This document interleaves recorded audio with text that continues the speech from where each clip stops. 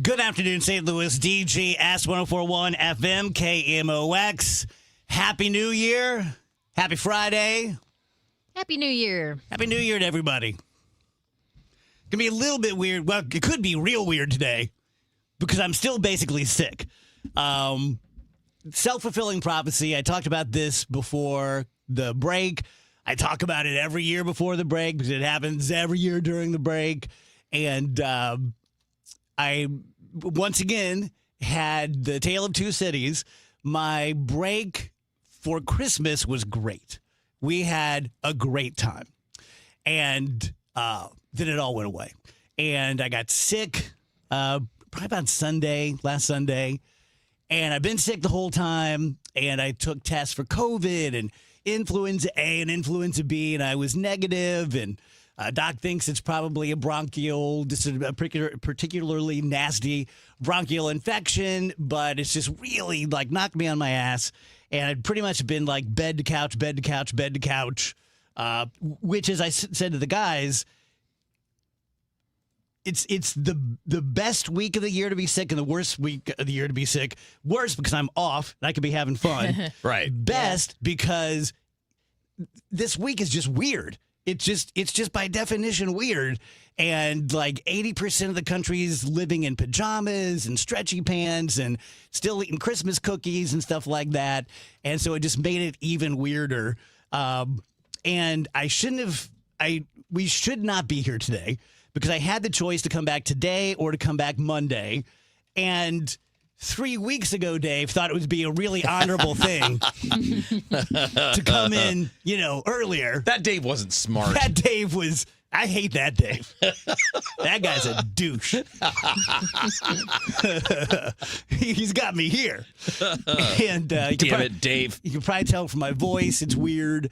And I took the guys to lunch today, and then I left in the middle of it. He left like 10% into it. Me and Wheels got some quality time today. As soon as the order went in, Dave was like, I can't do this. The smells are getting to me. Well, I don't know if you noticed, but there was a table of like 18 next to us. Oh, yeah. And they were all getting their food. Mm-hmm. And I didn't throw up or anything this whole sick, but I've been kind of like on the edge, kind of, nauseated. And just watching them all get their pancakes and their stuff, I was like, I can't do it. Well, you should have seen our stuff, man. You'd have been, oh, no. So I literally just like flipped right some cash and walked out. Yeah. Like, I'll see you guys later. Can't do it. Food's not doing the thing. Oh, man. Also, there aren't many worse things about being sick than not liking eating or not wanting to. Yeah. Like, that sucks. It's okay for me because I needed to drop a little weight. So it worked out okay. I can take the low-level nausea to not eat. But, yeah, it's just been weird. So it's good to be back. It's always good to get back. It's kind of sad because Andrew's not here today, which kind of pissed me off. Not at Andrew, but our stupid company, for some reason, made January 2nd a holiday just this year. Which sets badly with those of us who are in the union because both of our holidays were this week, right? We spend 51 weeks of the year without a vacation day. Then we get Christmas and New Year's, and that's it. And so yesterday, Andrew and I were talking about the show. Good to be back. Going to be good to see you, buddy. And he's like, you don't know that I'm off, do you? I'm like, no. Why the hell would you be off who's off on January 2nd other than Kings? And he's like, well, they gave us a day off. So, which I'm sad about because, the band's back together. Now we're down a guy and we don't get to hear about all of his antics and things like that. So we'll have to check in with that on Monday. We're going to get the stream up eventually, right? It's up. It's going. Oh. Hold on. I can't see it. Keep talking. I'll fix it for you. Hold on. Usually Andrew does this. Oh, don't worry about it. You fix it on the break. Okay. It's fine. But it's up. We are live. I can go 6 minutes without seeing myself. Hello to Vic and Jason and Jim, who have commented on the stream. Hope everyone had a wonderful holiday season. Yeah, hope so. I need to start the show with compliments. Oh? You ready? Yeah. I am so impressed with the two of you. And I told you both individually, but I'm going to say it publicly.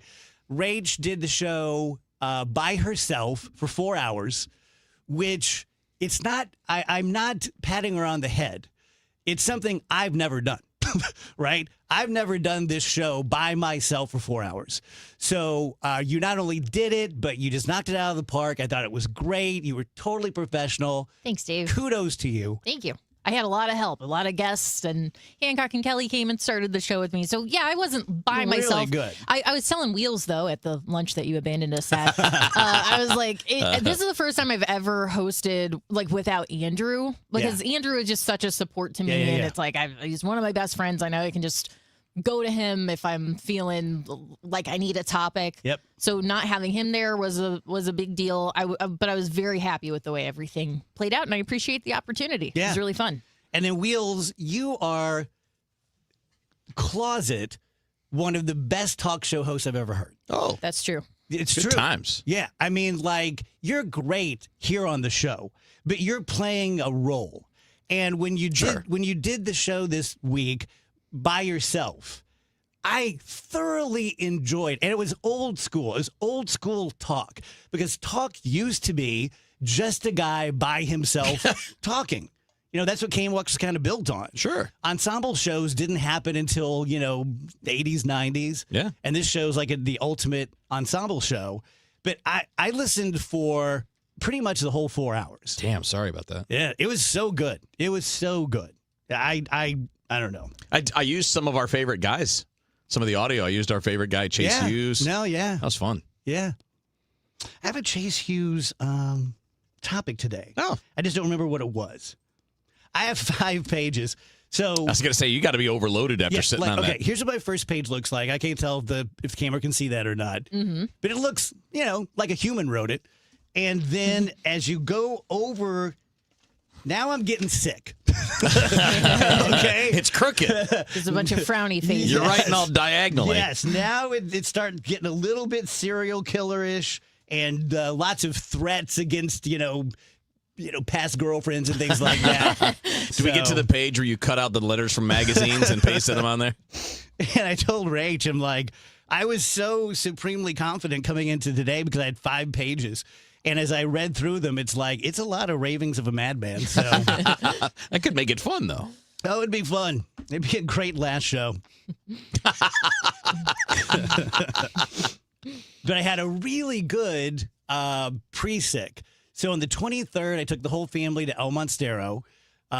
Nick and I go a lot. Morgan hadn't been for years. Phoebe had never been. And she only vaguely knew Pink Floyd. Right. And so I was trying really hard. I was sitting next to her. Nick's like, you got to sit next to her. And I was trying really hard to not this is called money. Yeah. And, but she loved it. She absolutely loved it. It's such a great sign when someone her age pulls out her phone and starts making Instagrams or whatever the hell she was doing.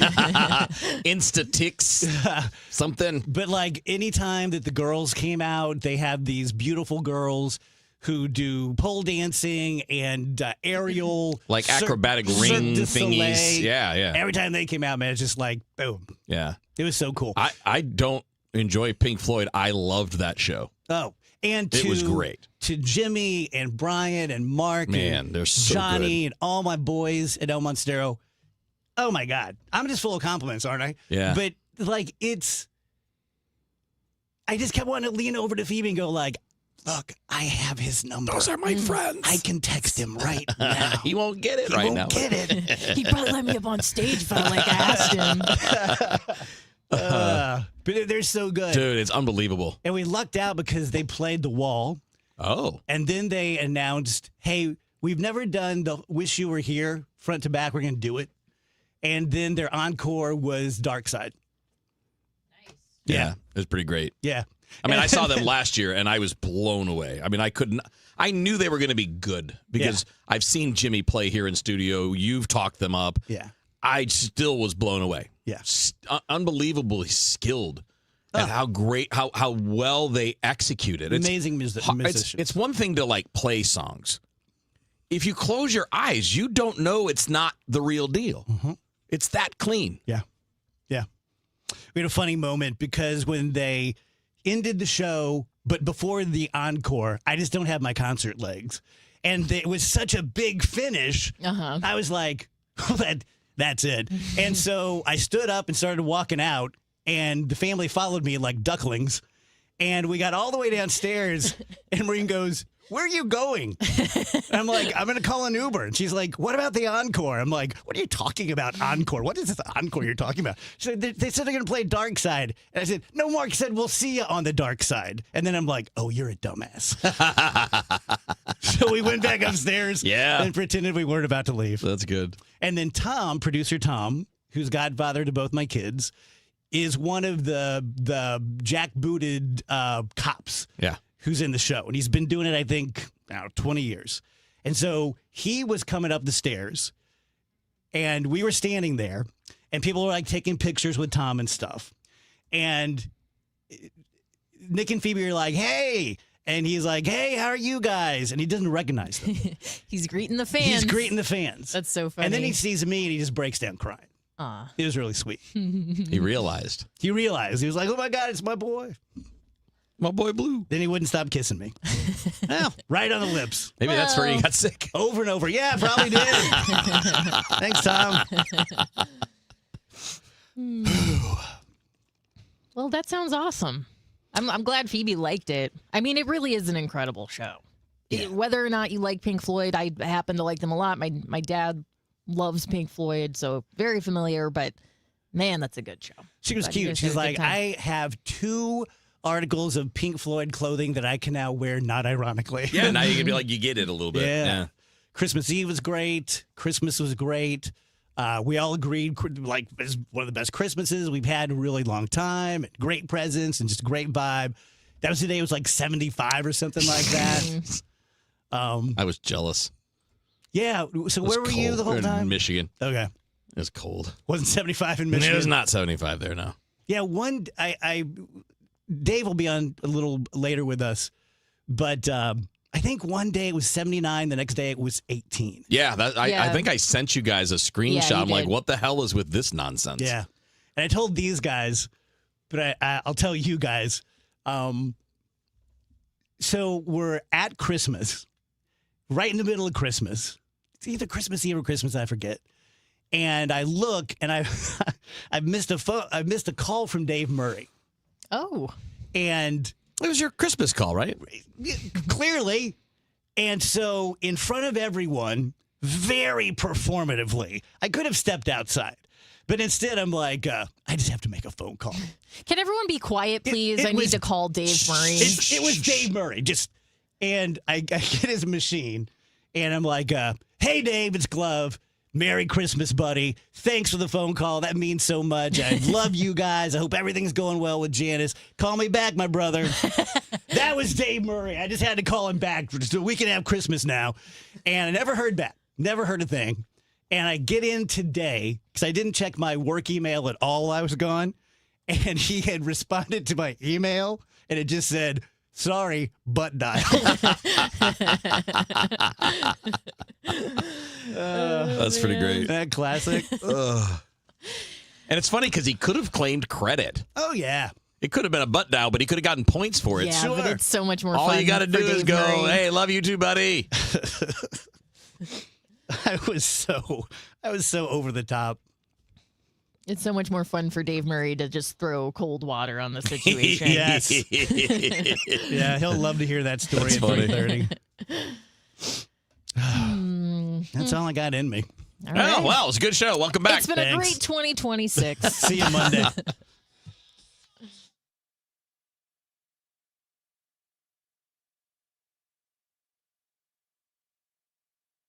Dan owed an unbelievable amount of money to the IRS. I got behind on my taxes. It's a horrible feeling. He was in denial. And when I got those letters from the IRS, you wanted to act like they didn't exist. Finally, Dan turned to Optima Tax Relief, the leading tax resolution firm. A-plus rated by the Better Business Bureau, they've resolved over $1 billion for their clients. Optima got me a settlement with the IRS. These people are really people-friendly. It was every bit of a new lease on life for me. The fast action and the great results made Dan's head spin. I felt like I was in a dream, but it's real, and I have paperwork to prove it. They got the job done, and life is good. For tax help you can trust, call Optima now for a free consultation. If you're worried about what's going to happen with the IRS, stop worrying. Make the call now. Call 800-348-0269. 800-348-0269. 800-348-0269. Optima Tax Relief.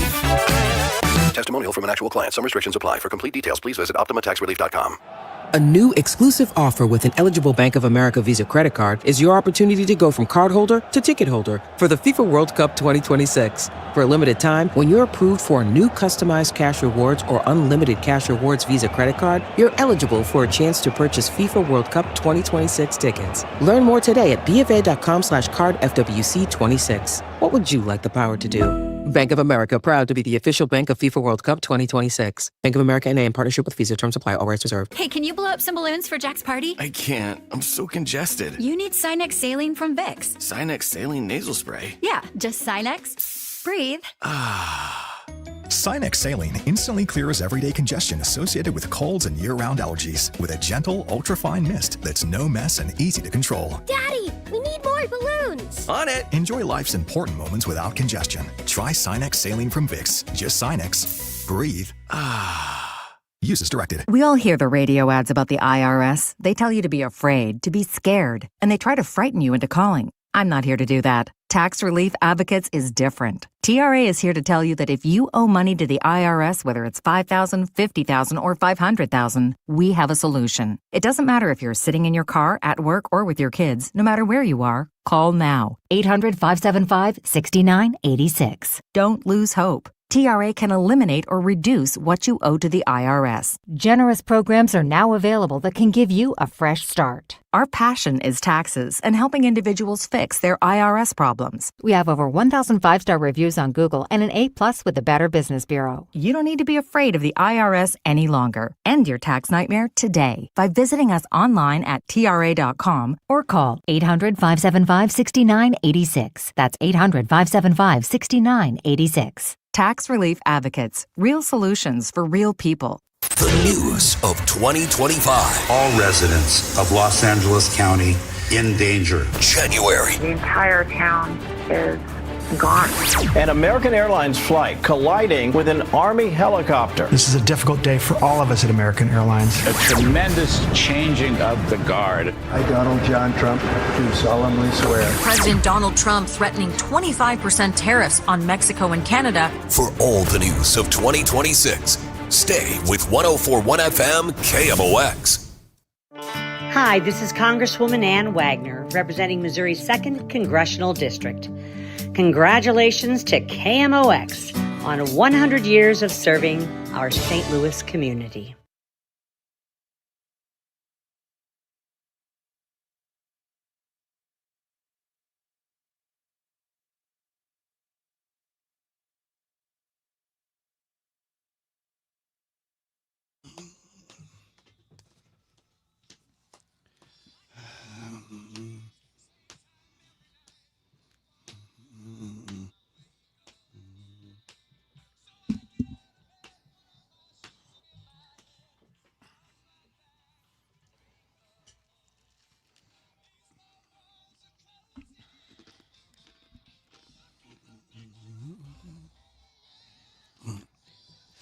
Welcome back, DGS.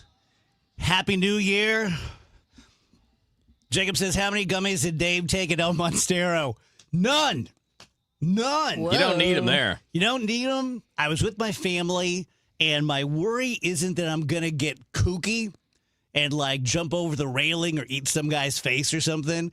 It's that when I do take gummies, I'm stupid. And and more than stupid, I'm boring. And I tell the worst stories. I've made my living for 25 years telling stories and being pithy and funny and all this kind of stuff. It all goes away. It all goes away. I feel like a genius, but what comes out of me is banal. And so I didn't want to risk being sitting next to Phoebe and being like, oh, man. You know, there used to be a guy named Sid Barrett in the band. And she's like, what are you talking about? Just stop talking in my ear. Yeah. So, you'll get young people that age, you'll get faced. They're not going to take that stuff. Yeah. Oh, my God, no. They're going to force feed you criticism and ridicule. Yes. Yes. Yes. Yeah, I stepped into a Phoebe trap over there. Oh, did you? Yeah, everything was going so well. Everything's going so well. And then, like, I just pushed too far. I'm like, hey, flippity-doo. And she's like, oh, that's really cool. Then I'm like, and flippity-dome. And she's like, what are you talking about right now? I'm like, oh, I went too far. Just got to leave well enough alone. I really do. I'm not good after at the that. college years, that does start to level off. Yeah. The college years, though, man, you're just, it's like, I know I was the same way. You're just waiting to deliver the blow. Yeah. Like you're just sitting there waiting for your opportunity to get a dig. Because when you're younger, you don't really get to. Yeah. Because there are consequences. Well, it's we all had our childhoods. We all had our parents. A lot of us have been parents. Now we've had our kids' childhood and waiting for grandkids and seeing how they do with those. And hopefully they do better than we did and X, Y, Z. And a lot of times you'll hear people say, like, I don't know, I didn't have examples of good fathering or good this or good that. And if you think about it, Wheels, well, you're different because you're pals with your dad. But I didn't have any examples of conversation between a teenage Dave and my parents. I see. Yeah. It just different. It never entered our minds. Yeah. Like it was sort of like people that have no inner dialogue and they just do things. We just did things. It was just 8 p.m. It's time for popcorn or ice cream, right? There's never any like, hey, it'd be great, blah, blah, blah. So, yeah. So I'm having these conversations with young people for the first time. Yeah. And you're like, is this how this goes? Not doing great. Oh, I'm sure it's fine. Christian says, totally just watched Begonia. That was an absolutely insane watch. I loved it. Very divisive. Some people didn't like it. I haven't seen it yet. It's good. I'm going to see it. I think you'll like it. Is it streaming for free or you got to pay still? I think you still have to pay. Okay, I'm going to wait till it's like, on one of the services I already pay for. Yeah. Have you guys seen One Battle After Another? No, I want to see that too. Something keeps me from watching it. It just feels like a giant commitment. It is a long movie. I actually saw it in theaters. I really enjoyed it. And then started. It's on. Whoop-de-doo. Oh yeah, yeah. Andrew did the same thing. I was like, yeah, I saw it at Ronnie's. He was like, ooh la la, Ronnie's. I'm like, okay. But no, it's on HBO streaming if you have HBO. Yeah, I can't bring myself to watch it for some reason. Leonardo DiCaprio is very good. Does he look angry a lot? As usual. I wouldn't say angry. He's good at looking angry. He's a yeller. He does a great job yelling. Is that one still pay for, or is it still at the theaters? No. Okay. I don't think so. That's another one I want to see it. Well, I mean, I'm not a big fan of like paying to rent when I'm at home because if I wait a month, then it's going to be on one of those services that I already subscribe to. Oh, is it? Mm-hmm. All right. Let's go. Got that one. I watched an interesting movie. I don't remember if I watched it before I left or not, but The Great Flood on Netflix. Ooh, what's that about? I saw the trailer for that. Yeah. Spoiler alert. Okay. This is a total spoiler. But it's a Korean movie. Mm-hmm. That's not the spoiler. And it starts out as a very visually striking disaster movie where it's been raining forever and Korea is flooding. Then there's an asteroid or something and blah. And this goes on for like half an hour. And I almost dipped out because I'm like, And then it completely changes. Oh. And it's a completely different movie about a completely different thing. Very sci-fi, very AI, very simulation theory. And it's really good. All right. Yeah, really good. I have to check that one out. I think you'll like it. I saw the trailer and realized last night I didn't have time to watch it, but I put it on my list. I forgot we had breaks. What? Yeah, we got to go to break. We got to stop talking?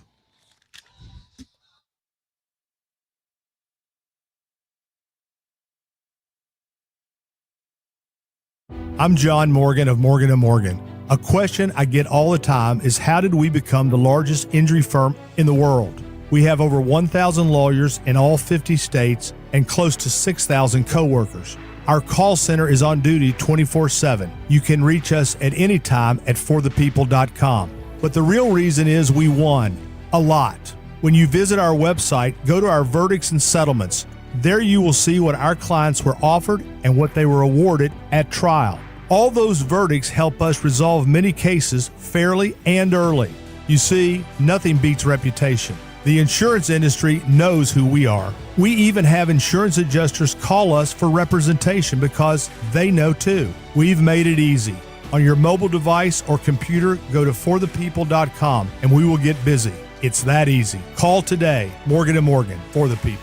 Injured? Dial pound law or visit forthepeople.com for an office near you. In St. Louis, the weather can change in an instant. One day, you're under a thunderstorm warning. The next, oh boy, it's snowing. Stay prepared for whatever Mother Nature throws your way. When weather threatens, the KMOX Storm Center has expert forecasts and live reports here to keep you safe and informed. Don't get caught off guard. Know your weather. Sponsored by Saliga Heating and Cooling. Winterfest is back for the 10th year in Keener Plaza, now through January 11th. Enjoy Winterfest traditions, including ice skating, s'mores, and igloos underneath 100,000 twinkling lights in the shadow of the Gateway Arch. Grab a bite or drink from downtown favorites and enjoy a family-friendly New Year's Eve fireworks spectacular. Winterfest, hosted by Gateway Arch Park Foundation, presented by Bank of America and Worldwide Technology. For more info, KMOX.com/events. Let's check in with Dave Murray's weather forecast. It's a quiet Friday afternoon. Temperatures just a touch below average, though not by much. 44 for the high, mostly cloudy skies. Tonight, clouds will continue to dominate. 27 on Saturday. Pretty nice day, but a chilly day, partly sunny and 49. Saturday night, clear skies 25, and Sunday, partly sunny and 45. Full moon is this weekend. From the Saliga Heating and Cooling Weather Center, I'm meteorologist Dave Murray on 104.1 FM, KMOX. Sunday, the Chiefs are back in action as they face the Raiders. Sightman Cancer Center game time, 2 p.m. Sightman Cancer Center, national leaders in cancer. The Chiefs, the Raiders, on your home for Chiefs football. 104.1 FM, KMOX.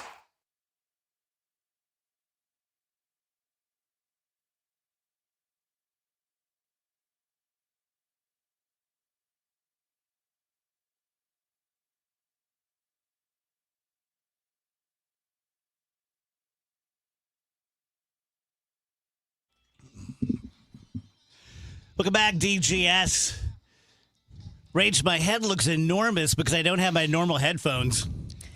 Yeah, those are kind of small ear covers, aren't they? Yeah, Andrew brought them out to our final show at Hardee's, which, by the way, amazing show. So good. Thanks to everyone who came out, everyone who donated money. Super, super great. We'll get everyone on next week, and we'll do a final, and I think we're going to be just shy of $700,000, but that's okay.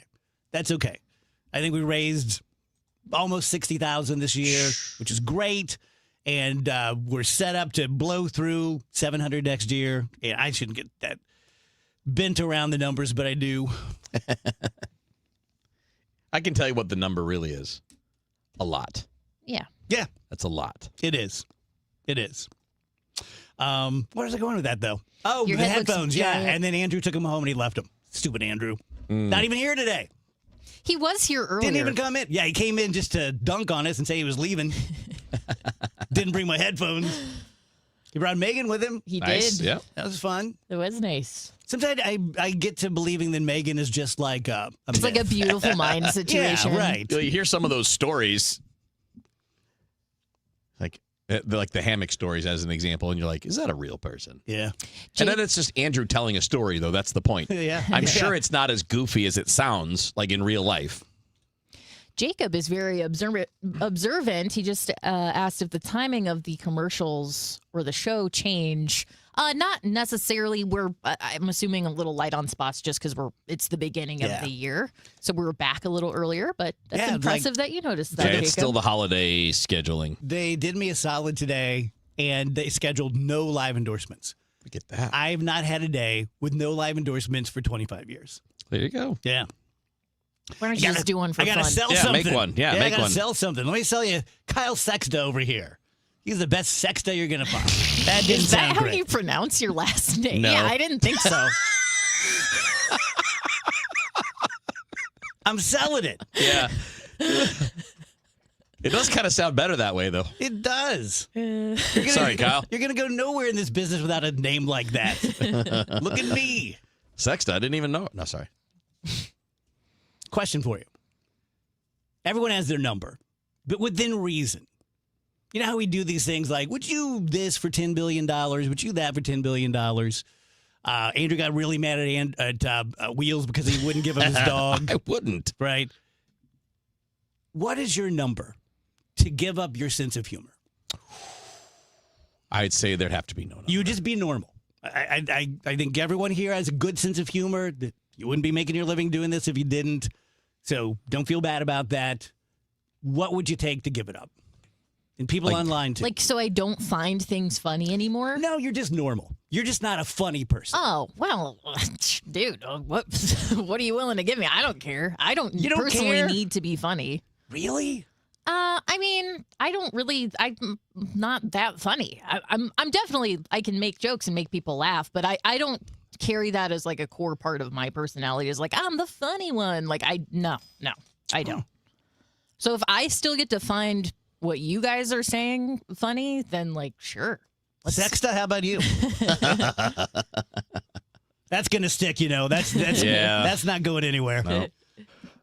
I think I'm with Rachel. I don't think I carry myself as like, oh, I'm the clown of the class, or I'm the class clown, or I'm the funny guy around the workplace. I think as long as I find funny movies funny and I find jokes funny, give me some money. I'll take it. Wheels? I don't know, man. Am I an island on this? No, I think I'm with you. I'm with you because, I mean, I'm sure there's probably an amount, but it wouldn't be what you would call reasonable. And you said a reasonable number. Right. It would have to be an unreasonable number because it's just part of who I am. Like smart ass, find the dig here, find the dig there. Laugh at yourself, too. I don't know, man. Yeah. It'd have to be a big number. It would have to be in the unreasonable category. See, I'm trying to think of a way to say this doesn't make me sound like a total D. It's not that I'm so funny. You are very funny. It's just that it's like everything to me. It's like it's everything I've ever been in any room. I've never been like, oh, he's the most handsome. Oh, he's the this, he's the that. Right. But I have been that a few times. Yeah. Mm-hmm. Plus, it's like the language that twins speak to each other. That's how my family is. Yes. Like, don't come knocking on the Glover's door unless you can hang. Mm-hmm. It's a fast room. It's my whole world. Yes. And so I would feel like I would lose so much of my connection without that. I'm with you. I'm not jokey Jokerton. Right? I don't have Why a did whole that make me laugh so much? I don't have a million like zingers or anything like that. It's just more about the constant flow. Usually it's ripping on each other or finding a funny thing or making fun of a thing in the news or like it's definitely more that tone than it is like weaving together a joke like, the pro stand-ups do, like our buddy Greg Warren does, or like the Sklar brothers who just put everything together in such great detail. It's not like that. Yeah. It's just more like you're with the guys and this is what you do. Mm-hmm. And I would miss that. Unless I had no memory of it ever being there, in which case maybe I take a good large check. I wrote down one of the days I was sick. You are not a bad bitch. Now, what makes you say that about yourself, Dave? I don't think that's necessarily fair. Wait a minute. Are we using that term as a positive or a negative? Positive. Okay. I'm tired of people on TikTok telling me they're such a bad bitch. I got you. When I know you're not. I got you. So that's what it is. The chances that you are vanishingly small. Right. And they are really lowered by the fact that you are telling me that you are. Yeah.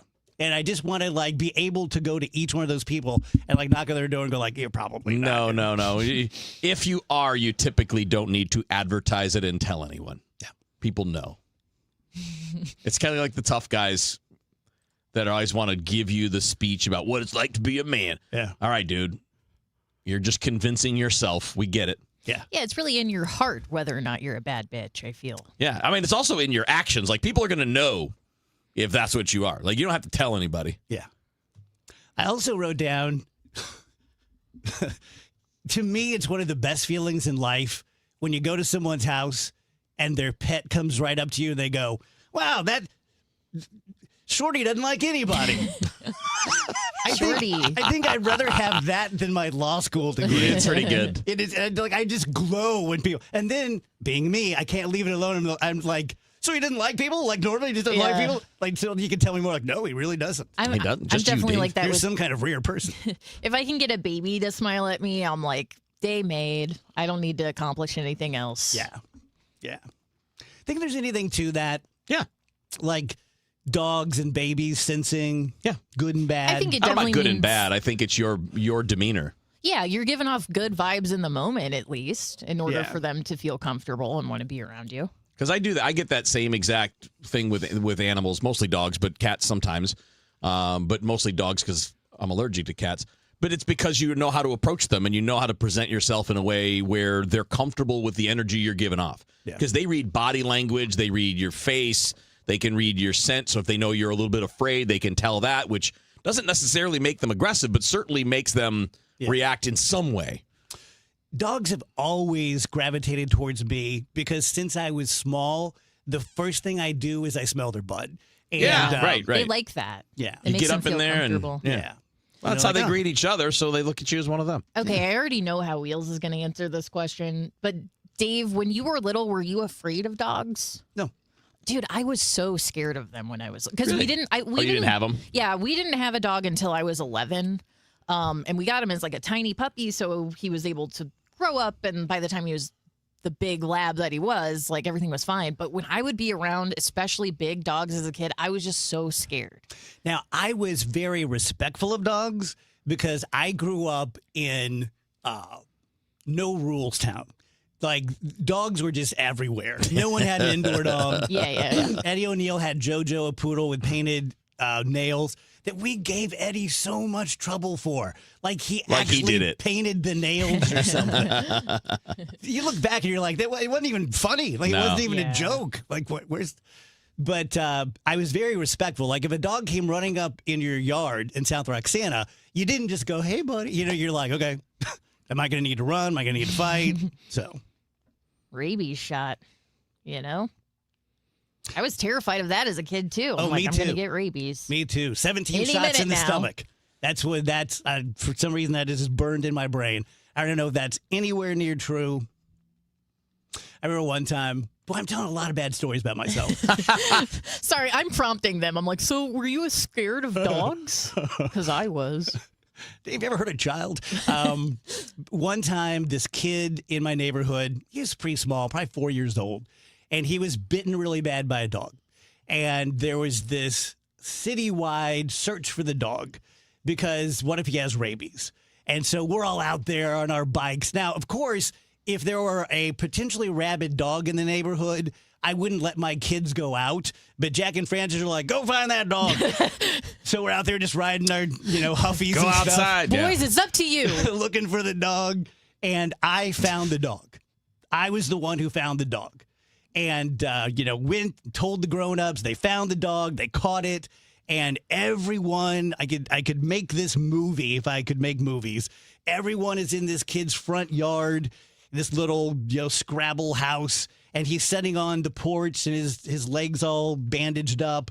And they're like, hey, here's the kid who found the dog. And so they call me up there. And it's like the end of Star Wars where they get their medals and stuff. And I still remember, I'm probably 10. I still remember this feeling, such a feeling of disappointment, because I really thought I was about to get my accolades. And I walk up there and they go, you want to see the bite? I'm like, no, I don't want to see the bite. I want credit. Are you kidding me? Did you take a peek at the bite, though? No, I was beside myself. I'm like, don't give me $1. As your reward, you think get to I see did this to your be a good maimed person? friend. Dave's like, I want my $2. I did this for recognition. Give me my $2. Better Off Dead. Great movie. Man, that was the time, though, when just a bicycle was your ticket to life. Every day. Every day. Maybe not in the snowy winter times, but other than that, every day. And I always think like I was putting one over on my parents. They didn't care. And it wasn't like they didn't care. They just didn't clock dangers the way that we do. And I'm sure the truth's somewhere in the middle. I think we overdo it. Yeah, the world's probably not as dangerous as at least I treated it with my kids. And the world's probably a little more dangerous than the way my mom and dad treated it. Yeah. But yeah, we were just out there. Yeah, because my parents were pretty, I don't want to say strict, but they were paying attention. And we had a lot of freedom. I mean, my brother didn't take advantage of it. I did. I was always out doing things. And they had no idea where I was, how long. I mean, they just knew that I'd show up for dinner. Yeah. That's basically it. And I had to tell them, hey, I'm going to Johnny's house. But we weren't there. We were off in the park. We were riding bikes 3 miles away. We were just, or playing at someone else's house. I mean, you never stayed anywhere. You just did things. Yeah. Yeah, Ben says a lot more quicksand back in the day. Man. Every snake was a cobra. I thought quicksand was going to be more of a thing. Every spider was a black widow.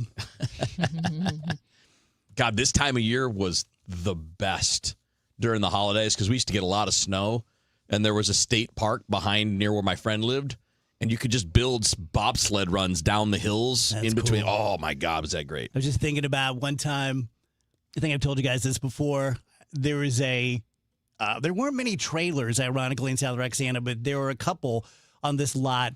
And the story was that this big, large lady who had cats died, and the cats ate her. Oh.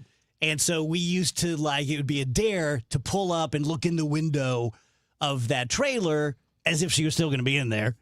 And so, but, you're just too scared to. And then way later in life, when I was growing up, maybe within the past 5 years, I told my mom that story, and she was like, "Oh, David, you and your imagination." I'm like, "So, that never happened?" She goes, "Oh, no, they ate her. They didn't eat all of her." And I'm like, "Well, that's pretty bad. They ate some of her." They were hungry. Give them a break. Yeah. I knew you'd take up no for the one was for there the I'll take to up for the open the kiddies, cans too. of cat food. Yeah, what else are they going to do?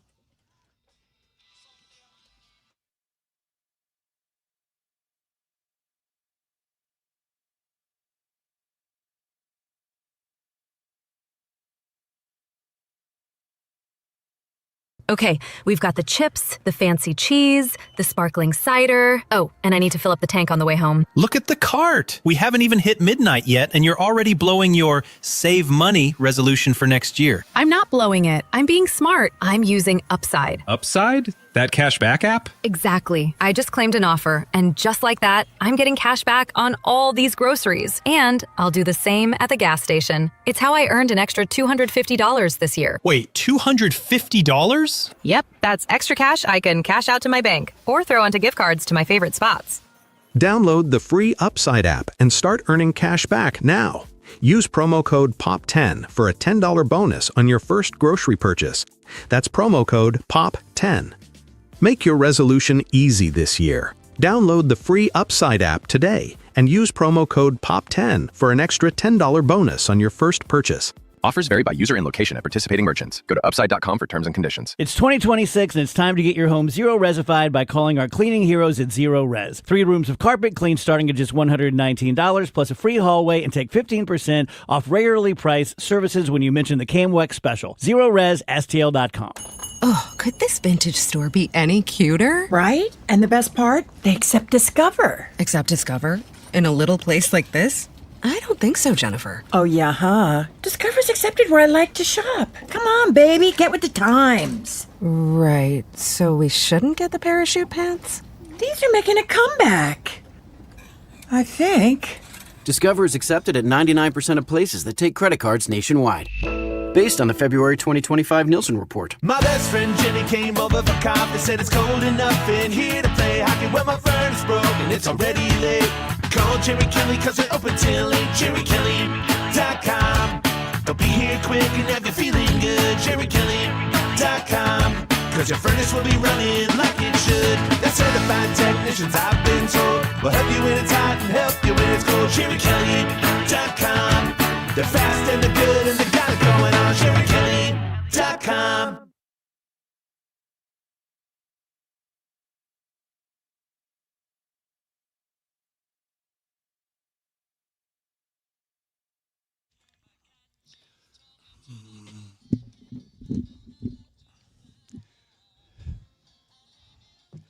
Welcome back, DGS 148. So, Rach, what's your medical story? The one we were talking about on the break? That's right.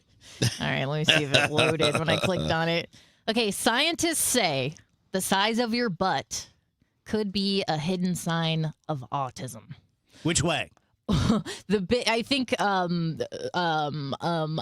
if your backside looks bigger or more prominent, it's more like your posture, the way you're holding your body that makes your butt look bigger. All right. That is an indication that you might have autism or ADHD. Just like a way you hold your spine, kind of. Huh. Well, I definitely have a big ass, or at least I used to. It's going away. Show me. It's going away. Show me an old man with a big plump ass. It just doesn't exist, right? I'm not flat yet. I still got something back there, but that's because I started with a badonk. I mean, I was out there, baby. And I definitely have ADHD. On the spectrum, don't know. Still up in the air for some. But yeah, that makes sense to me. Yeah, it's all about your anterior pelvic tilt. We also got a tiny little behind back there. What's that? You have a tiny little behind. I mean, it's like you. It's smaller. But no, it used to be good. Picture yours like a couple of coconuts. When I was catching, it was, You do squats all day. Yeah, you're squatting a few hundred times a day. You could set a drink on there for a bit. Not anymore, though. I got so bored and delusional from being sick over the break that I screenshotted my Google search and sent it to the guys. I was for real in the market for a pet octopus. I just saw a TikTok with a guy who had an octopus. I'm like, I haven't done that yet. I think I've seen that guy. That octopus is so smart. Yeah. Is that the guy that he puts the food in a jar and the octopus has to open it to get the food? Yeah. So cool. They're so smart. Like he just puts his hand on the octopus's enclosure, and the octopus crawls out and jumps into another enclosure, and it's just nuts. They're super smart. But then they only live like 18 months. What? Yeah. Well, I'm also looking up just for real the general maintenance. First of all, there's a bunch of different species. You're going to have to figure out which one you want. The tank, the minimum size is going to be 50 gallons. Sounds like a lot. Larger is much better. Going to have to do the filtration, the pumps, other equipment. Clean that all the time. Only one octopus per tank. Yeah. And there are very few other creatures that can live with the octopus. Could lead them? I'm not sure. They seem to eat little crabs. That's what the guy was feeding his octopus. Yeah, I that feels like a lot of, because I think I could see getting attached to them because they're so smart. Yeah. I mean, that would suck if they're going to die like every year. Totally agree. I mean, it's not hard to get attached to any pets, but especially one that's smart like that. Mm-hmm.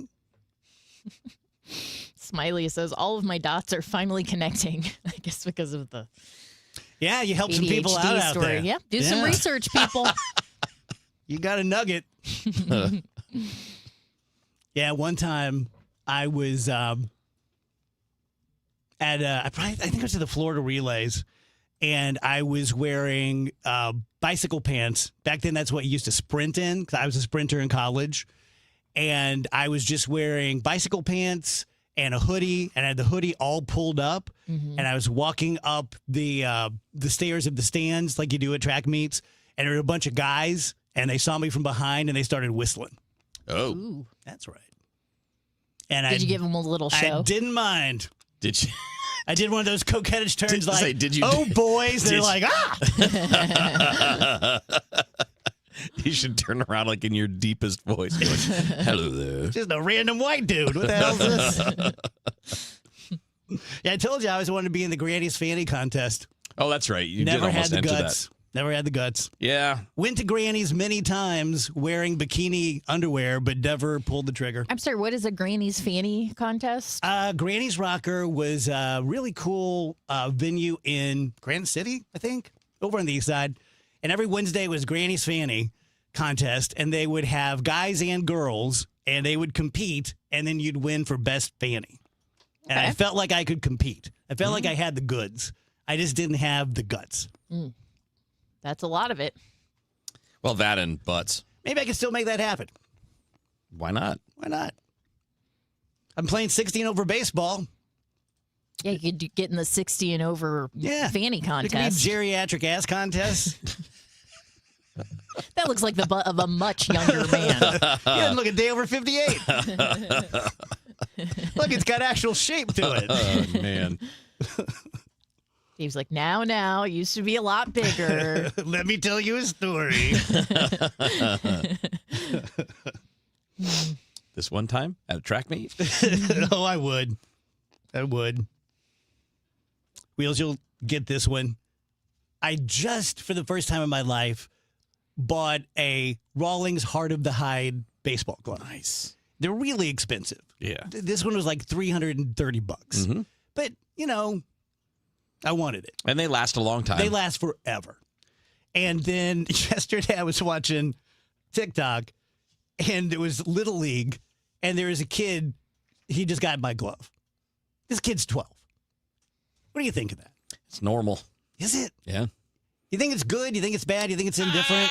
I mean, if it's not like, if the family's not going out of their way and, taking food off the table, it's fine.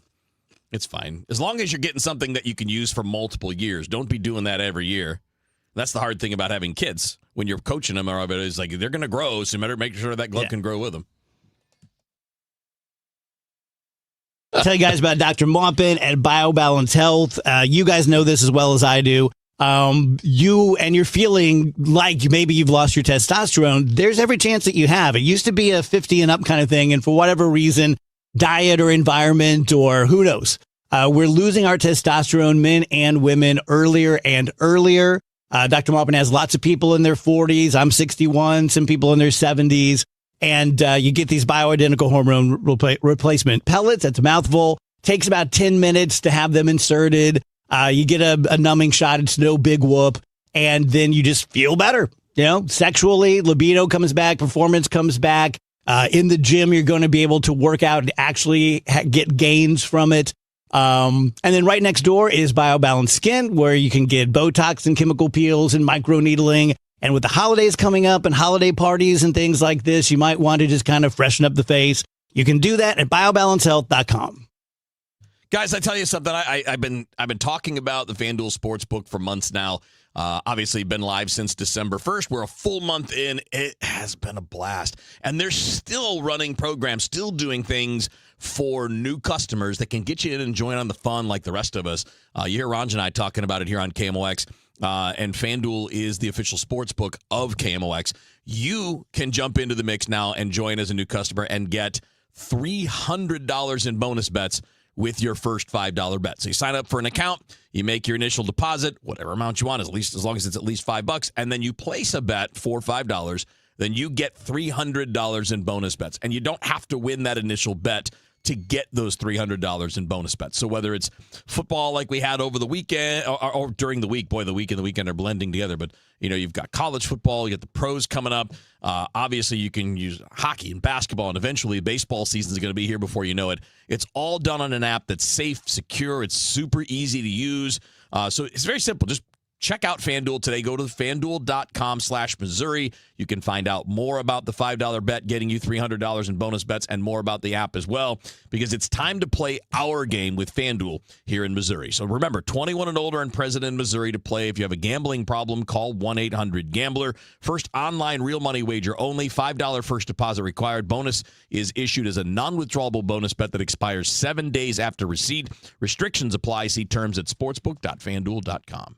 If you or anyone you care about is facing a family legal matter, call Cordell & Cordell today at 1-855-GET-LEGAL. There's a lot on the line in divorce. This is Joe Cordell of Cordell & Cordell, the largest family law firm in the country, with over 35 years of helping clients navigate divorce. But being big doesn't mean less personal or less local. Our attorneys live and work in your community, and as neighbors, they understand the challenges your families face. Divorce touches all areas of your life: your home, savings, retirement, and of course, kids. So when you find yourself facing divorce, you need a partner you can count on. If you or anyone you care about is facing divorce, contact Cordell and Cordell today. With over 100,000 clients served, we understand the challenges you're facing on a personal level. Call Cordell and Cordell today at 1-855-GET-LEGAL. That's 1-855-GET-LEGAL. The choice of a lawyer is an important decision and should not be based solely upon advertisements. 600 Kelwood, St. Louis. This is the Dave Glover Show on 104.1 FM.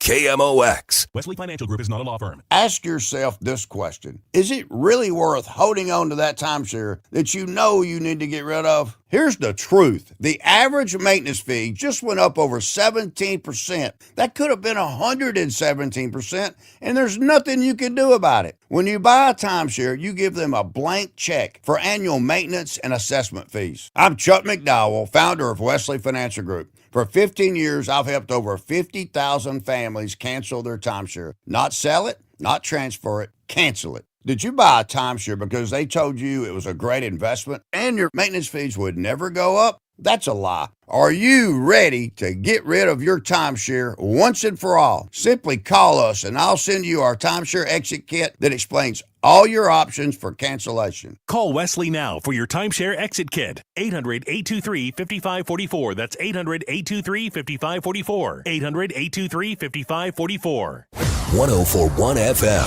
KMOX. News, talk, sports. Celebrating 100 years and wishing you the best of the holiday season. KMOX AM St. Louis. KMOX FM Hazelwood. The voice of St. Louis. At 2 o'clock, cloudy skies, 32 downtown at the Gateway Arch. Good afternoon. I'm Scott Jagow. Our top story this hour, while the election date remains in limbo, candidates are lining up to be the next sheriff for the city of St. Louis. But who decides what name goes on the ballot? Unlike races for mayor or alderman, the sheriff's seat is technically a county seat and has candidates from political parties. Democratic Committee Chair Sean Faust tells KMOX they will hold a vote to choose their nominee. Any Democrat who is interested in pursuing the Democratic candidacy for sheriff, by having them come before the committee and explain to us why they would like to be our candidate. Faust says they have already begun speaking with individuals interested in the job. He adds there is no uniform way to gauge how each of their 28 city Democratic committeemen will vote. Candidates can also gather signatures to file as an independent if they don't want to run under a party. Sean Malone, KMOX News. President Trump is inserting the U.S. into the unrest in Iran. So far, at least 6 protesters have died in rallies over inflation in that country. I'm Natalie Brandon, West Palm Beach, where President Trump has been spending his holiday. And overnight, he had a new warning for Iran, posting on Truth Social, if Iran shoots and violently kills peaceful protesters, the United States of America will come to their rescue, saying, quote, "We are locked and loaded and ready to go." The head of Iran's Supreme National Security Council responded on X, saying U.S. interference in this internal matter would mean destabilizing the entire region and destroying America's interests. Swiss investigators are trying to figure out what caused the fire that raged through a bar at a ski resort in the Alps, killing dozens of people. A memorial is growing at the site of the New Year's tragedy. Families are facing an agonizing wait to learn the fate of missing people in the Swiss ski resort of Crans Montana. Officials warn it could take days or even weeks to identify everyone who's died.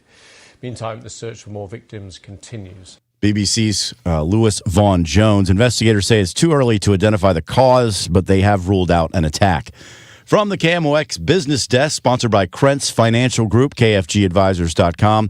A St. Louis-based university has launched a new tool that uses AI to help future students plan their educational paths.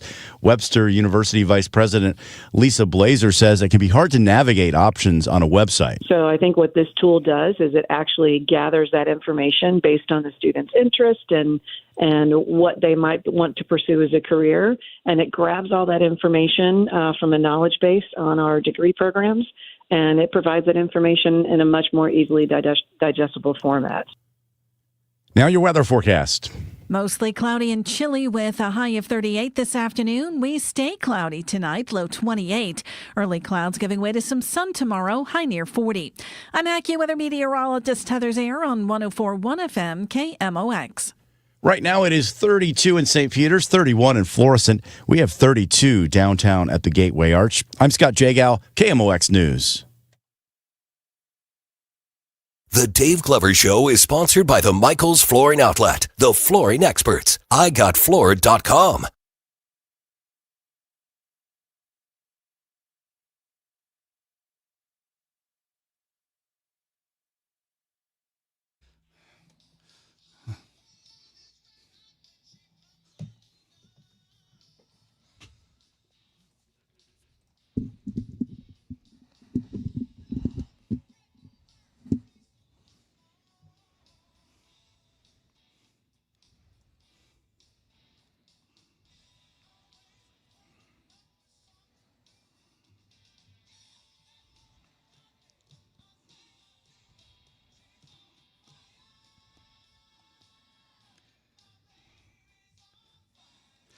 Welcome back, DG Ask KMOX. Good to be back. Andrew will be back with us on Monday. So just like, you don't get all of this at the same time, but you get all of our stories from the break, and then we'll get all of Andrew's crazy stories. So that'll be kind of nice. I'm big on notes in my iPhone. Big on that. Yeah. I just put things in my notes all the time. And I found this one from when I was sort of out of it. And it says, if I would have met my kids when I was a kid, I would have thought that they were rich kids. You're not wrong, though. Yeah, No. I mean, I think I'd have said the same thing about my You kid. kidding me? If I met Nick and Phoebe Glover in South Alexandria, I'd be like, holy, what? What? Are you guys from Beverly Hills? What are you even talking about? 2 stories Yeah. on your house, too? Yeah. We had a friend in grade school. We thought his family was loaded because they had a pool. They probably were. I mean, relatively. going back and looking at the neighborhood, and it was fine, but they weren't rich. My dad teased me with 2 things. He was my dad was a pretty fun guy and liked stuff, but never pulled the trigger. And he always floated, the idea of an above ground pool, which I didn't know there was another kind of pool when I was growing up, and we never got it.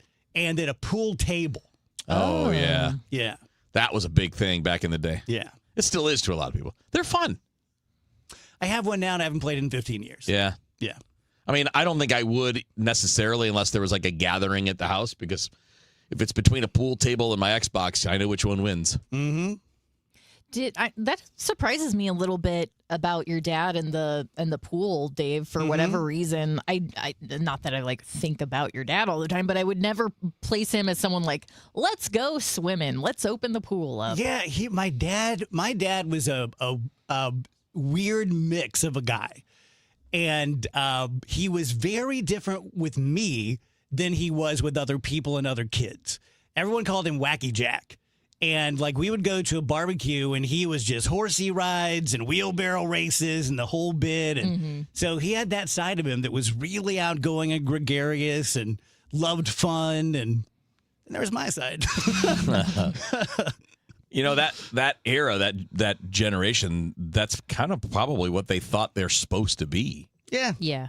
I mean, when I think of like how because your dad's age is similar to like what my grandfathers were. Mm-hmm. Probably at least the one on my mom's side, because he wouldn't have been as old, I think, as my dad's side. My dad's side was a little older. But like that's how it was described to me by my dad. Like they're just serious. That's what they do. And maybe that's just because that was the custom at the time. Yeah. That your kids are not your friends and your authority and blah, blah, blah. And I think there's a good middle ground there, Dave.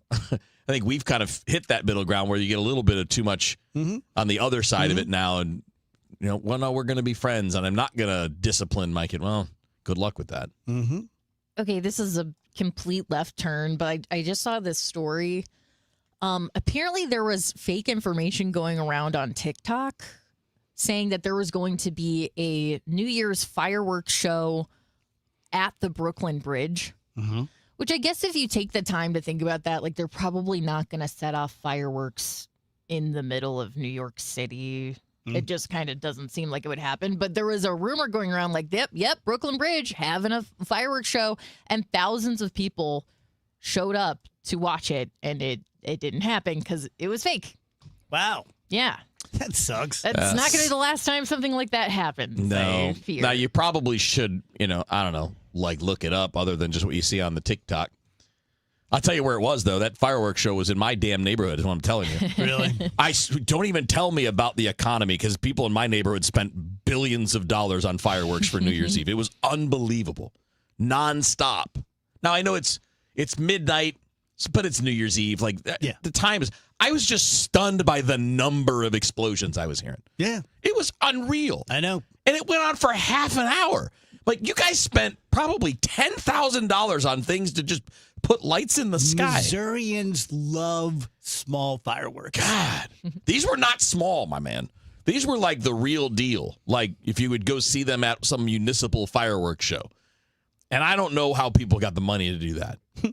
Speaking of rich, who can afford thousands and thousands of dollars for stupid fireworks? Looking at the stream, seems like everyone who listens to this show has a damn pool. That's what I didn't realize our audience were billionaires. Yeah, I didn't realize we were serving the We elite. better stop talking crap on the billionaires all the time. No kidding. Our above ground pool was like one of those little kid ones. Yeah. That was maybe a foot and a half tall. Was it like the cattle thing, like the big metal thing? No, it was plastic ridge around it. Okay. It was probably about... Did it have a liner? Not really, because it was kind of attached to the plastic rim. Did it have a mechanism? No. Okay. Because a mechanism means you have a No, pool. it had a little plug that you would pull to empty it. Yeah. You know what I had? I had a blow-up pool. Yeah. With tall ships on it. Okay. And in the absolute dog days of summer, my mom would make me haul really hot, almost boiling buckets of water out to the pool to make sure it was warm enough. Yeah. We should just fill it up with the hose. I know. I look back on that. My childhood was so... They were obviously trying to create a me. Because it's the only reason for all this They wanted you to be successful. Mission accomplished. Craziness. Like the highs and the lows and the bad and it's like, they were so not careful with me. And then they would make me wait until my blow-up pool was like bathwater. Brian says the metal cow pools were big in the 80s. Yep.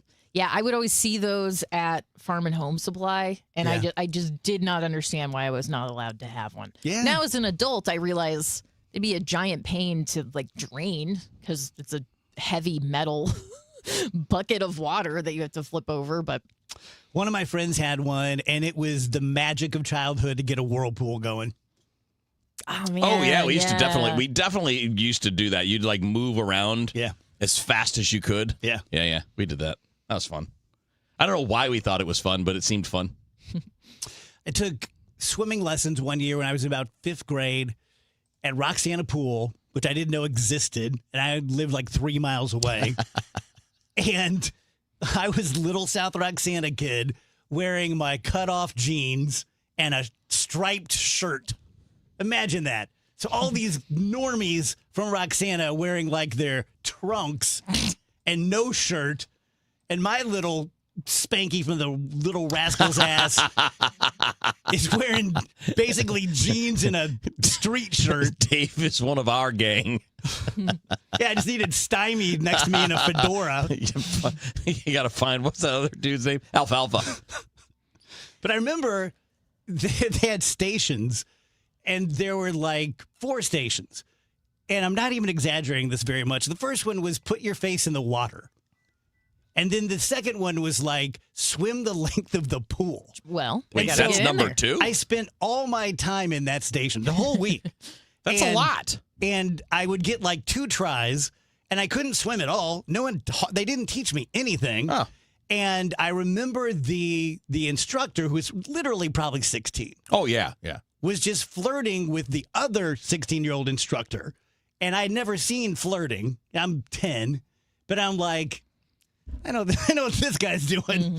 And then they'd be like, hey, Jorts, take a shot. Jorts. And I would just get in there and flail, and make it 10 feet and set my ass back down. Yeah. But the next level, the next stop after that was the dive. And I would just watch these kids on the dive. I'm like, if I could swim the length of the pool, I wouldn't do it. I'm not going up The there. dive was the fun part, man. It was great. We did. You were afraid of dogs. I was afraid of dives. Oh, really? I was also afraid of dives. I was afraid of a lot as a kid. Yeah, I mean, we didn't actually dive at that. When I remember my early swimming lessons because it was the kickboards first. Because you all had you did the side of the pool thing to learn how to kick, and then you had the kickboards, and you would use those to kind of go to the end of the pool and back, and then you would learn, overhand. I don't know what is the normal swim. Yeah, I don't know the normal swim, not Yeah. doggy paddle, but the normal. Not the Rocky Balboa. Yeah, whatever that is. Not the Rocky Balboa like weird ass butterfly, which is like, what is he even doing?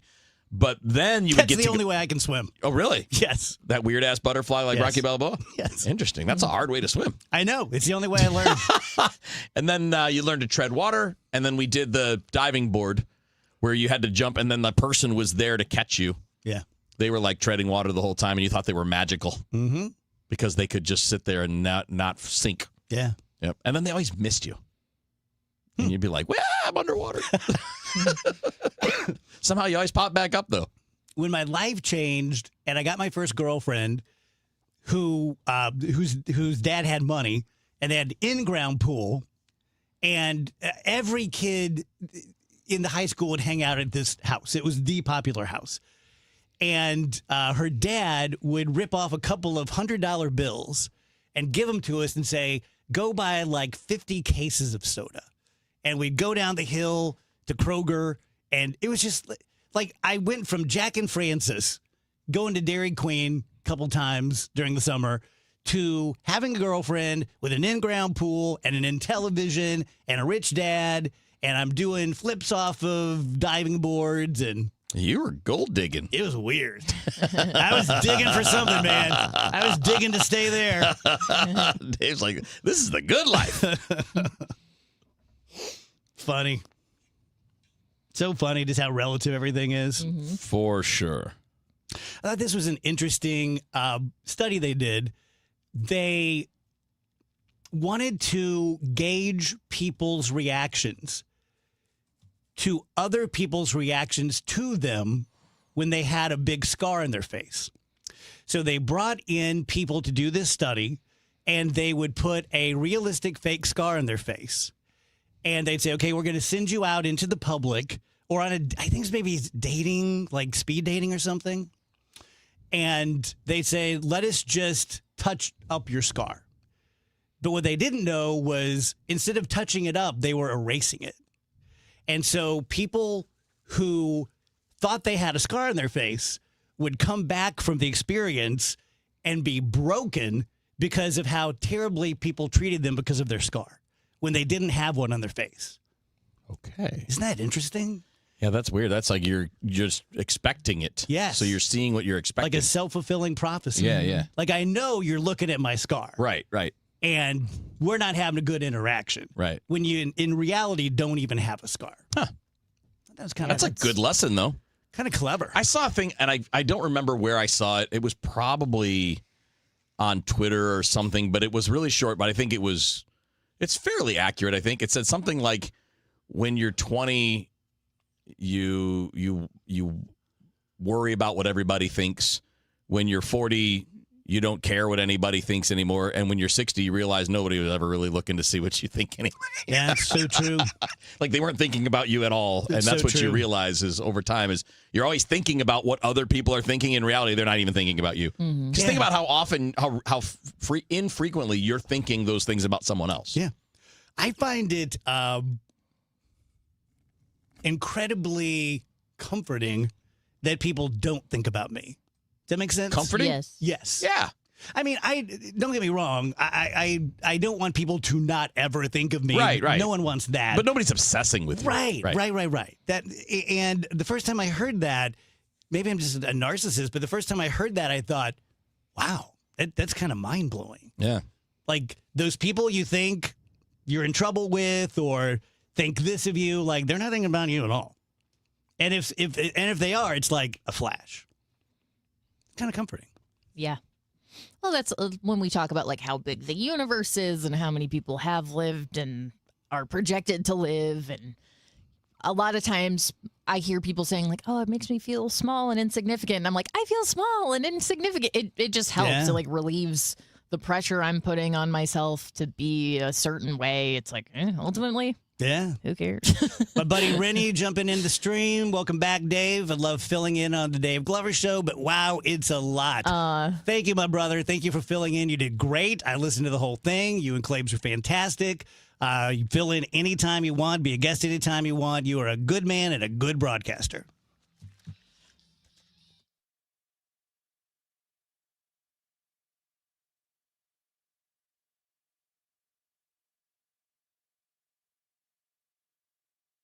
Tell you guys about Michael's Flooring Outlet. Super, super simple. If you need flooring, Mike understands. He said this to me once, and I thought it was really very smart and very vulnerable. It's probably the wrong word, a little bit too emotional. But he said, like, look, Dave, when people come in to buy flooring, they either already know that they're going to be buying furniture and lighting and painting the walls, or they're about to find out, because I've dealt with, couples forever, and, dad thinks it's just flooring, but mom says, oh, with this hardwood, we really need to paint the dining room. We really need to get a new sofa for XYZ. So he tries hard to keep his prices very low. It's not giveaway. You're not going to save 50%, but you're going to get it less expensive than anywhere else from people who truly, truly don't try to fool you, because they want you to tell your friends and your family and make you all little, DGS live endorsement people so that they get more business.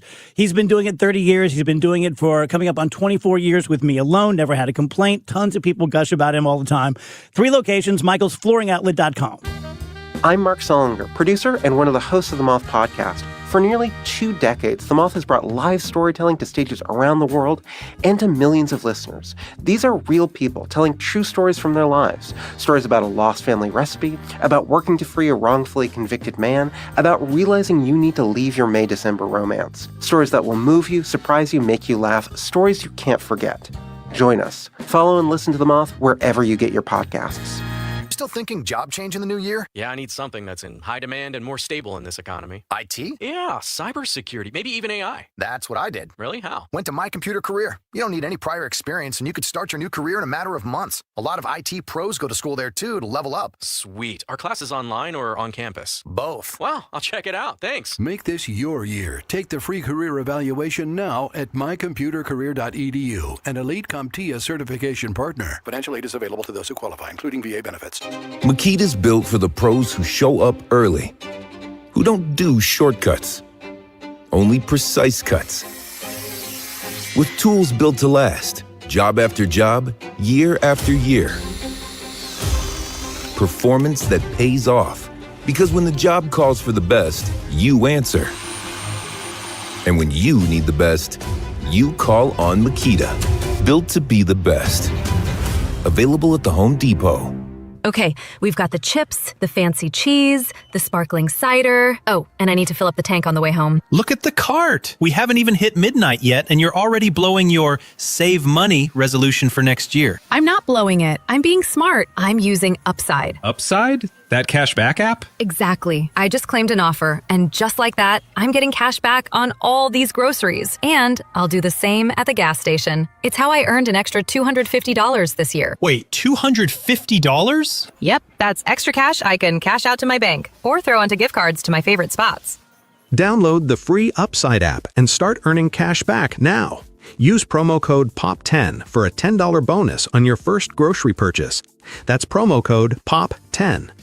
Make your resolution easy this year. Download the free Upside app today and use promo code POP10 for an extra $10 bonus on your first purchase.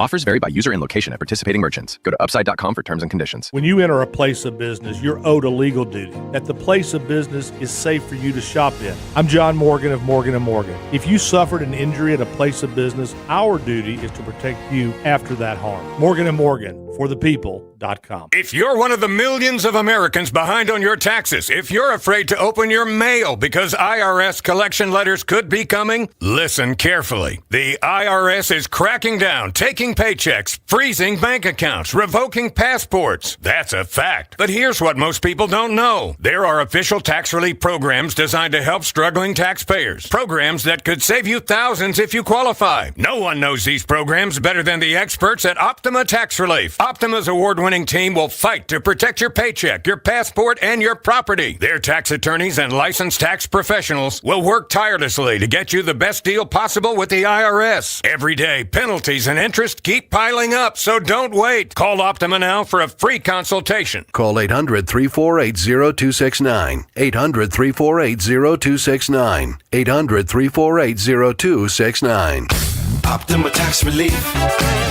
Some restrictions apply. For complete details, please visit OptimaTaxRelief.com.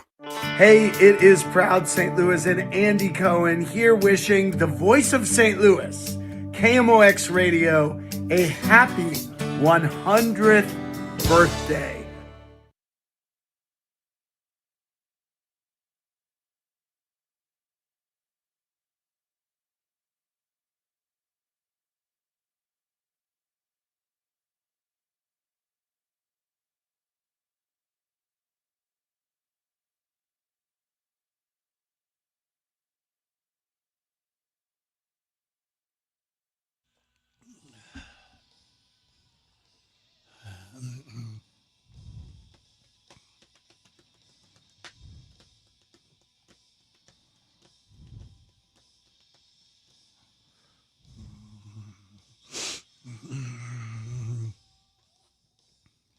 Welcome back, DGS 224. Wheels, you made me smile when I was listening to you host the show, and you were letting the music run like I do. Yeah. And you said, I'm letting the music run Dave Glover style because you got to hit the post. Got to hit the post. I Every loved song's got a post. Loved it. Yeah. I think it's disappointing as a listener if you don't hear that. That little post. Yeah. Now, if it's a minute in, all right, that's probably a bit much. But most of them are not. Most of them are 10, 15, 20 seconds in. I know it's not a KMOX thing. I'm probably not a KMOX guy. 50 years from now, they're not going to be running tapes of this, right? They'll still be running I think you may Jack be wrong about that because I bet back then they didn't think they'd be doing it either. But if you listen to the DGS the whole time, music's always been a big part. Yeah. Yeah. Always has been for any of the show I've done. Yeah. Like it's always been part of like how you know you're listening to that show. Yeah. You know what I was thinking about? One of the first times in my life I felt like a big deal. The first time I got business cards. I remember getting those. Yeah. That was a big deal. Yeah. And it was a bigger deal in that time to have them. Yeah. Now it's like I'll just share my contact info with you. I mean, but at that point, really the only way to kind of make sure that connection stuck was handing the little card to someone. Although you think about it, it's one of the most antiquated things, but I meet people all the time and they'll still say, "Do you have a card?" Yeah. I'm like, I don't have a card, but it kind of makes sense to have one. It's easier than like, what's your number? Give it, 636 what? Right. Just like, boom, here you go. I think it I think it just depends on what your line of work is. Where it probably is a little bit bigger deal in certain lines of work, but in ours, it's here's my cell. Here's my email. I still find people's cards. Do you? In my house. Yeah. Like, who the hell is this? I'm just picturing if you did carry business cards, Dave. Just anytime I see you get anything out of your pocket. Oh, my Lord. It would be like in a ball. Oh, my God. She's not kidding. It's got a piece of gum. She's not kidding. It was interesting. It's weird that this topic came up because earlier this morning when I was driving in early because I had haircuts, so I had to leave early. But I was listening to MLB Network Radio, and Mike Schilt was the co-host, which was interesting. He was working with my buddy Mike Farron, and he was talking about the team when the Padres went to Korea to play games. They had some people come in from Arizona State because they were in spring training in Arizona and kind of explain some customary things that, hey, when you're there, this is going to make it more comfortable. You can respect their culture and all that stuff. And one of the things is business cards are a very big deal there. Wow. So if somebody gives you a business card in South Korea, I don't think they have them in North Korea. Probably not. They probably don't have any paper. They have a business card on there. but it's a very big deal and a big sign of respect if you're given one. That's nice. So there's a certain way you're supposed to receive it and then handle it. You're not supposed to just like shove it in your pocket. That's considered disrespectful. I thought that was fascinating. Smiley says that my business card should just be a DGS sticker. There you go.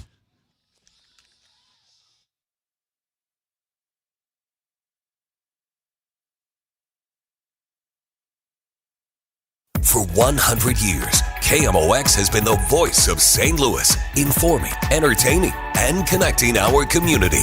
Now, relive a century of service at KMOX100.com, a website that allows you to explore classic KMOX audio, rare photos and video, and the legendary voices that shaped St. Louis. Every headline, every heartbreak, every heartbeat lives on at KMOX100.com. Tell you guys about my friend John Moriarty at E3 Wealth. He's a financial guy. Okay, let's do a funnel. At the very top of the funnel, the big open space is all of us, normies who want to take care of our family and pay for college and have some retirement. John would be very happy to talk to you. Going down the funnel as it gets a little smaller, what he really, really loves and what he's over the last several decades developed a sub-expertise in is helping business owners and entrepreneurs. And I tell you guys all the time, like Odyssey pays me very well, but I get a W-2 and I deduct like 2 or 3 things and that's it. I have very few options and I get taxed out the yin yang. But if you are a business owner or an entrepreneur, you have hundreds and hundreds of arrows to shoot at taxes and investments and all these things. And John knows about all of them. To sit down with John, simply go to e3wealth.com. The news of 2025. Need a fire truck. They got smoke in the cabin. February. The Boeing 717 filling with smoke. I was thinking, okay, we're going to go down. I'm not going to make it home. Children should not be getting measles in these numbers. President Donald Trump will hold off on tariffs against Mexico and Canada. Tariffs will be paused for at least 30 days. This is a constitutional crisis. For all the news of 2026, stay with 104.1 FM KMOX. Let's check in with Dave Murray's weather forecast. It's a quiet Friday afternoon. Temperatures just a touch below average, though not by much. 44 for the high, mostly cloudy skies. Tonight, clouds will continue to dominate 27 on Saturday. Pretty nice day, but a chilly day, partly sunny and 49. Saturday night, clear skies 25, and Sunday, partly sunny and 45. Full moon is this weekend. From the Saliga Heating and Cooling Weather Center, I'm meteorologist Dave Murray on 104.1 FM, KMOX. You are not your diagnosis. A medical chart is not your identity. And vision loss does not define you. Your drive shows who you are. And you are not alone. Because we are driven too. To be a beacon of strength. A champion of courage. An advocate for hope. You are not alone. Because we are stronger together. We drive the research for the cures we are finding. We're fighting macular degeneration, retinitis pigmentosa, Usher syndrome, and the entire spectrum of blinding retinal diseases. We fund. We fight. We win. We are the foundation fighting blindness. Together, we are fighting blindness. Join the fight at fightingblindness.org. Sunday, the Chiefs are back in action as they face the Raiders. Sightman Cancer Center game time, 2 p.m. Sightman Cancer Center, national leaders in cancer. The Chiefs, the Raiders, on your home for Chiefs football. 104.1 FM KMOX.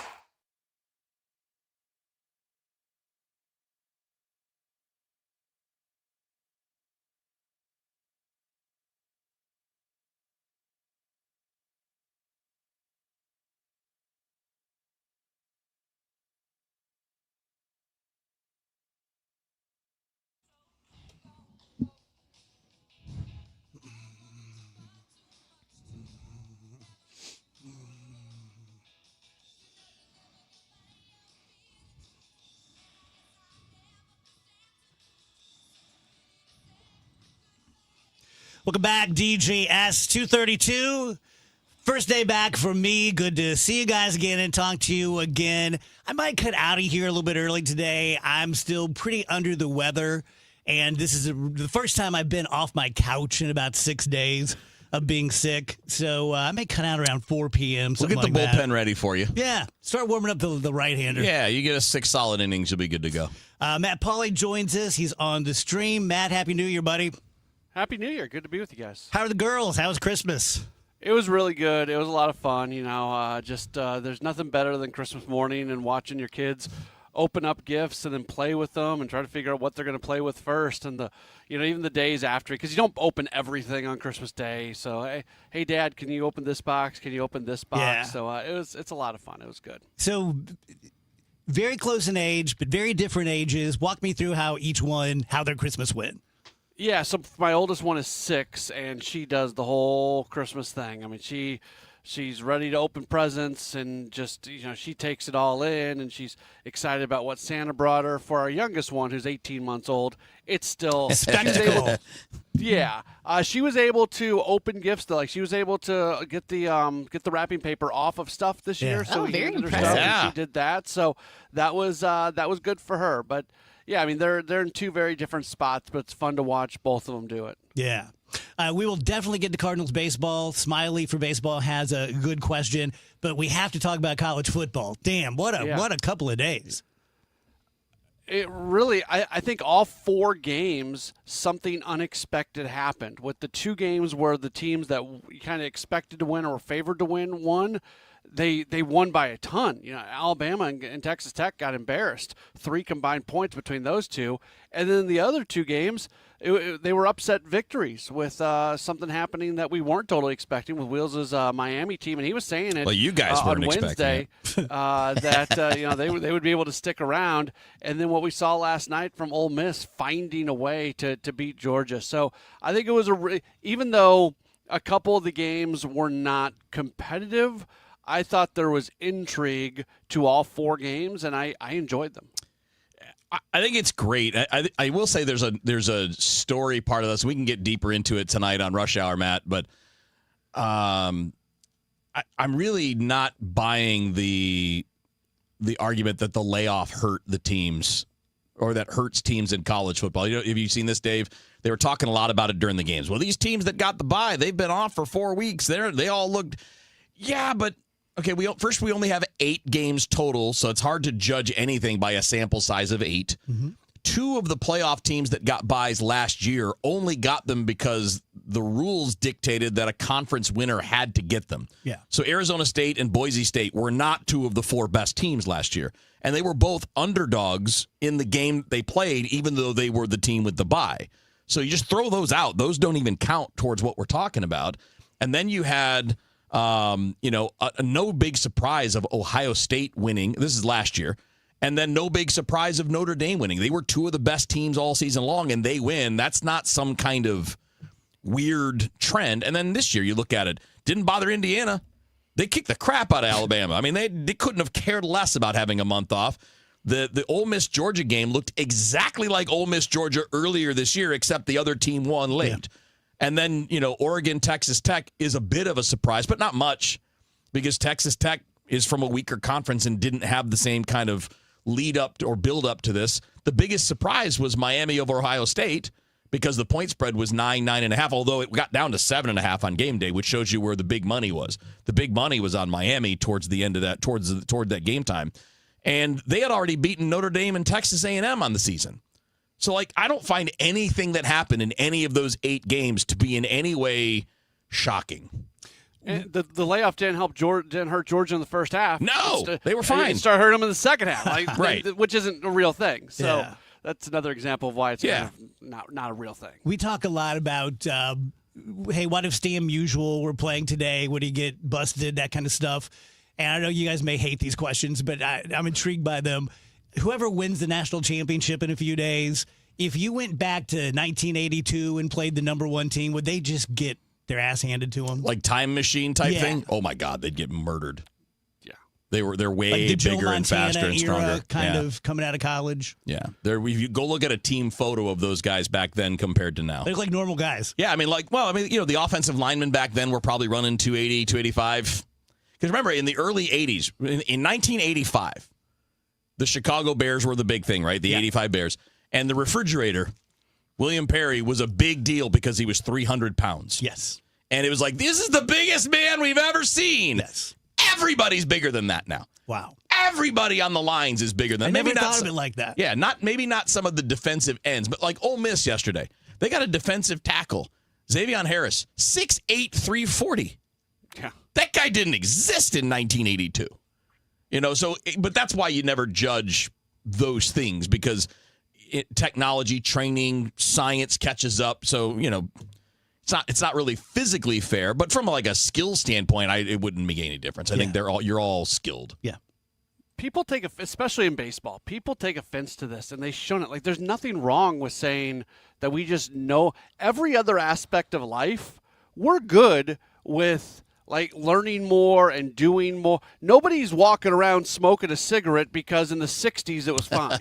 Like that's what the equivalent is. Like, we know more now. So I don't, and it's not totally an apples to apples thing here, but there's nothing wrong with saying, hey, we know so much more about the body, about how to train, about how to do these things. So it's creating these machines that are the human body, and we're doing things that weren't done previously. Yeah, I mean, think about it. In all of the athletic endeavors that are based on pure physicality, not team sports, not skill sports, speed, strength, jumping, the world records are all now for sprinters, for milers, for weightlifters. I mean, you name it. They're not from 1982. And it's not because anything was wrong with 82. It's that we've built on that for 40 years with science and understanding of sleep and rest and diet and technique. I mean, it's just not it's not a thing that's hard to understand, except in team sports we get romantic about it. We don't want to believe that, guys now are physically superior to Mickey Mantle. Yeah. So true. Yeah, if you were fighting cancer and they said, hey, we can reincarnate the guy from 1954 who was really great at it, you're like, I'll stick with Siteman. I'm okay. Thank you. Yes. Yes. Yeah, the leader in the world back then would be 9 million on the list now. Yes. Yeah. Yeah. All right, 9 million is probably a bit much. Matt, can you see Smiley's question there on the stream? Yeah, I got it. Go ahead and run with that. Okay, so the idea is, is the reason that Brendan Donovan hasn't been traded yet is because offers have been low or free agents are still out there. I think it's the latter. Not so much free agents, but just there's still some things happening. And I think Brendan Donovan, and I think Kevin's going to agree with me on this, Donovan is a really, really good choice. So you're going to let this thing play out and let those offers continue to move up. I don't think this is an offer being low thing. I think it's a letting the market play as far as you can play. Yeah, and look, all of these things, trade market, free agent market, are all tied together. So Ketel Marte's name is still out there. Well, if you're looking for a middle infielder, there's nobody going to be available that's better than Ketel Marte. I mean, it's a 30 home run second baseman, right? So that's a bit tied to that. Are those same teams that are talking to you about Donovan also talking about Ketel Marte? What about Alex Bregman? Alex Bregman's a third baseman, but his market still plays into that because some of the teams that would play him at third would then shift another guy to second, and they may be in the second baseman. So if you look at the group, there's probably, what would you say, Matt? Probably 6-7 teams that are kind of in the group for those guys and a few others, and that's what it works on. Yeah. I've never been able to do that before. What? 6-7. Oh, 6-7. 6-7, yeah. I got kids at home. I see that all the time. Yes, that is very true. And the Marte thing, and I don't know if it's the D-backs just trying to like put something out there to force the market, but essentially they came out and said, we're going to have a decision made in the very near future, and we're just going to take him off the market. So if that's real, and I don't know how real it is, sometimes that's just something that people say. Right. But if Marte legitimately comes off the market, guess what? Brendan Donovan worth a whole lot more at that moment. Yeah, I mean you're the best trade candidate out there at that position. Now he's got value even if that's not the case because he can play second, third, left, right, first base. You can play him at short if you need to. And contenders, a lot of contenders that love him. Seattle's name has been one of the most prominent names. Houston has been mentioned. The Dodgers have been mentioned. Who else, Matt? There are a few others that I'm not thinking of. The Red Sox, the Yankees. Not that they're all at the same level of seriousness, but there's a ton of teams. Royals that have been listed in this group, and part of it is that they also, even if they're not going to get a second baseman in particular, if they're looking at other positions, that still slows down the process. And as Matt said, they're not going to just trade him to get rid of him. If they're going to trade him, it's going to be because they're going to get what they want for him, and that competition should lead to a good package. Yeah. I can tell you one thing I did over the break while I was sick. I went to YouTube. YouTube, by the way, is amazing. I've just recently found it. I mean, YouTube to me is like, how do I put my Jeep roof on? But I immediately found Ohtani's game where he hit 3 homers and had 10 strikeouts, watched the whole game, and then back-to-back, because I was just on the couch, I watched Game 7 this year and just really enjoyed both of them again. Man, that Game 7 was something, wasn't it? It was. This year's playoffs were great. They were great. There were a bunch of games that went that way as series enders. And then this year, I mentioned this the other day, guys, but they just came out with the list of the 100 most watched television programs this year. 96 were sporting events. 92 were football games. But games 6 and 7 of the World Series were both in there. Nice. Which is not always the case. So. Yeah, that's good. I mean, the NFL is always going to just dominate everything, but for whatever reason, people think the NBA is just this immensely popular sport compared to Major League Baseball. And if you want to judge it on TV ratings, Major League Baseball wins that battle. Yeah, out on attendance, total revenue. Yeah, it's not even close. No. But NBA Which is a reason all the owners should be really excited about the next TV deal, because they would be happy with the revenue the NBA just collected, and they should get more than that. NBA is more buzzy. They do a lot more on social media. And, of course, we got to keep in mind that the worldwide leader has NBA rights and promotes the hell out of the NBA. Why is the NFL so much bigger than the MLB on TV? I can give you the simple versions of it. One, it's only one game a week. Okay. So each game means more. It's almost always on a Sunday. So it's a time when people are off work, so it's really easy. Or it's a Monday night when nothing else is on, or a Sunday night when nothing else is on. You got the gambling element, right? People bet on football more than they bet on other sports because of that reason. Because you only have one game a week. You can learn a lot about it. The point spreads are easy to understand. You don't have to know a lot of the details there. But then I think part of it, too, is it's actually a perfect sport for TV. Because you have natural pauses built in, right? You'll have a play that runs 5-6 seconds, and the next play won't run for 30 seconds. So on TV, though, you can see 3 different angles of the previous play and then come back to live action. I just think football is really well structured for TV, and it's not much you can do about that. I mean, to fight it, it's got a lot. Football's got a lot work, and you throw in this. It's physical. There's constant contact. There's always something that looks like it's happening, even on a boring play. So. No, to me, it just makes sense that it does better. Yeah. Makes sense. All right, Matt, take care of the girls. We'll see you next week. All right, sounds good.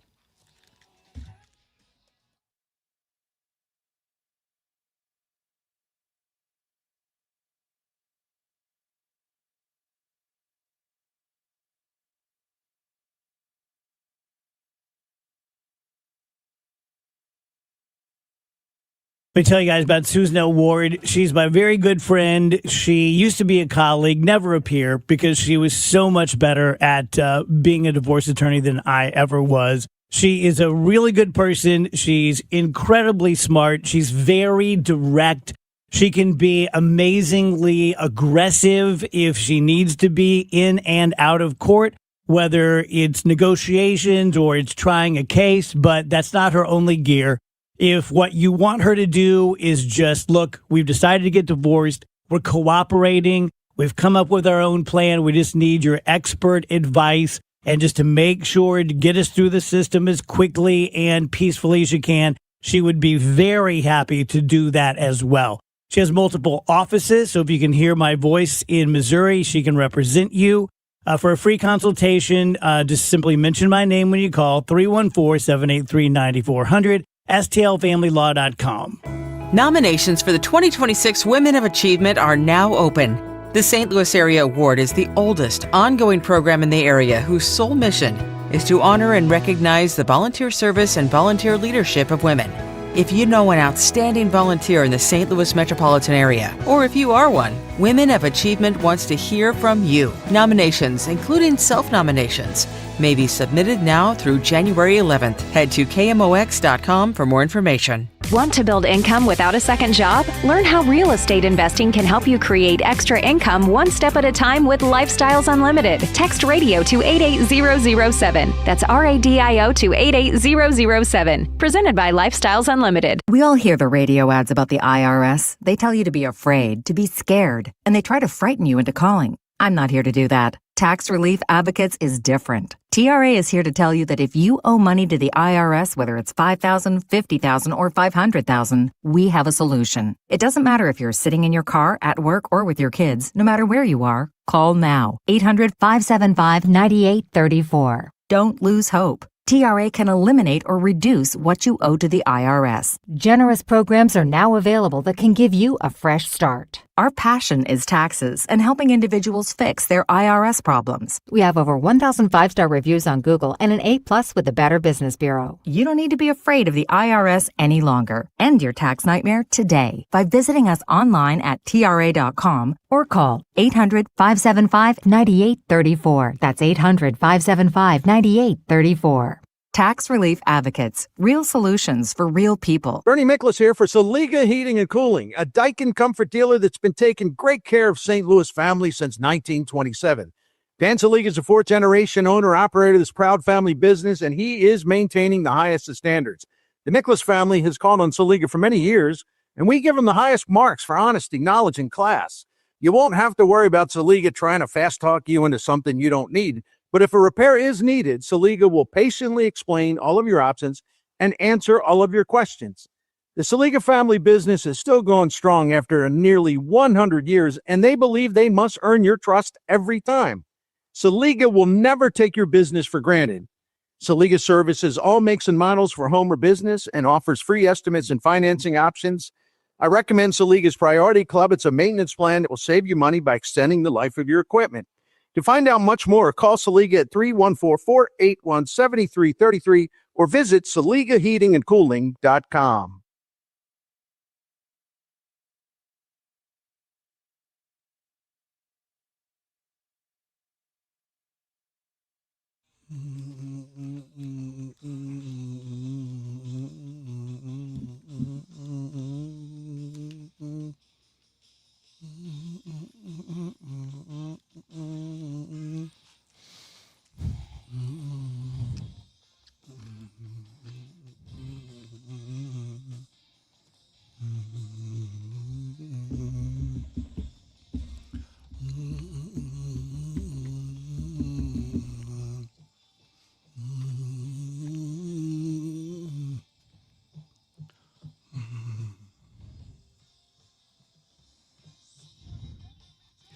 One of the best intros ever.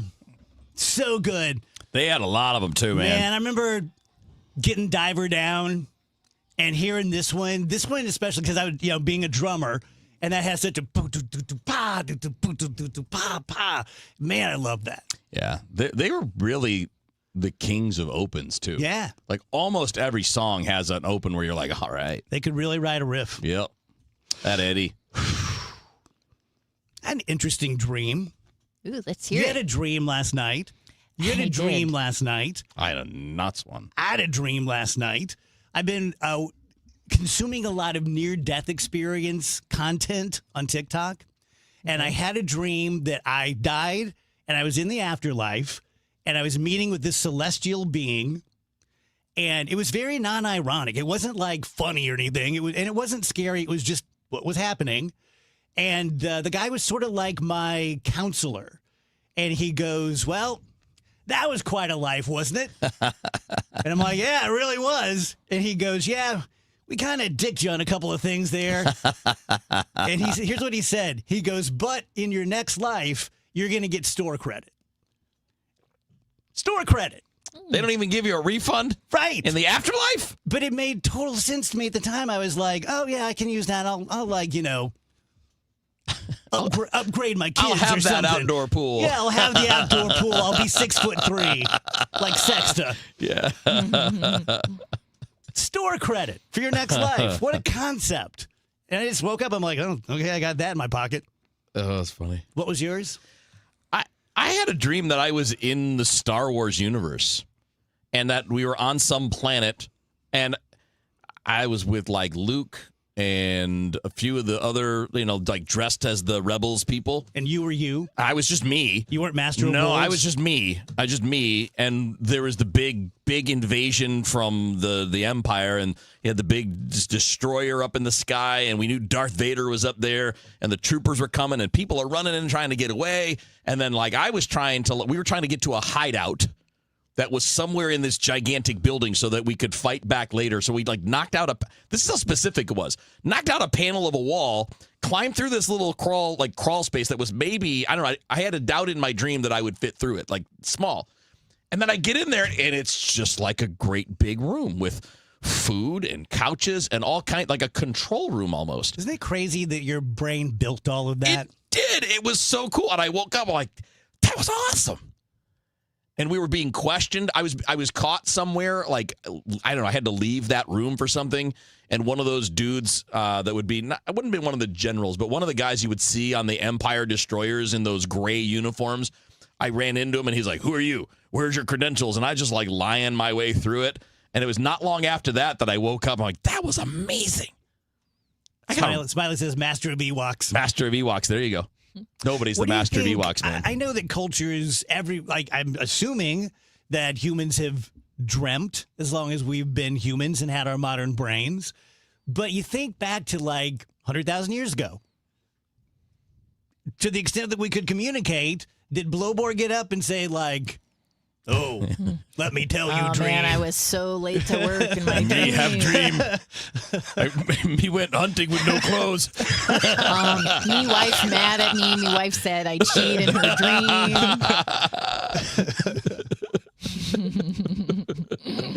I mean, they had to have. So you have. I would assume that your brain only knows what it's been fed, right? You'd think so. So you would be, in their time, I bet they were having dreams about like getting lost on a hunt or being chased by a predator or, like just interpersonal things like all of us do too, where we have like these big sci-fi dreams and, you're dead and in heaven and you're like talking to someone who's telling you the deal and giving you store credit. Our brains have those images because of the world we live in. But I bet it was simpler when the world was simpler, but I don't think that made it any less real. Mm-hmm. I dreamt that I was caught up in something and realized it was 1:45 p.m. and I was 45 minutes late to doing the show. Uh-oh. That was fun. I've had a bunch of those over the years where you're like late for a show and you can't find the remote location or you can't find your headphones or like you don't have your microphone and you're like talking into your telephone. Mm-hmm. Yeah. And that's actually happened in real life. I had a bad one time. We did a remote at a mall. Oh. And the engineer we always had great engineers, but he didn't know his ass from a hole in the ground. And it took him 2 hours to even get us on the air. Oh, boy. So for 2 hours, there was a big crowd. The show was really big back then. Just staring at me and I'm staring at them. Nothing happening. Nothing happening. Wow.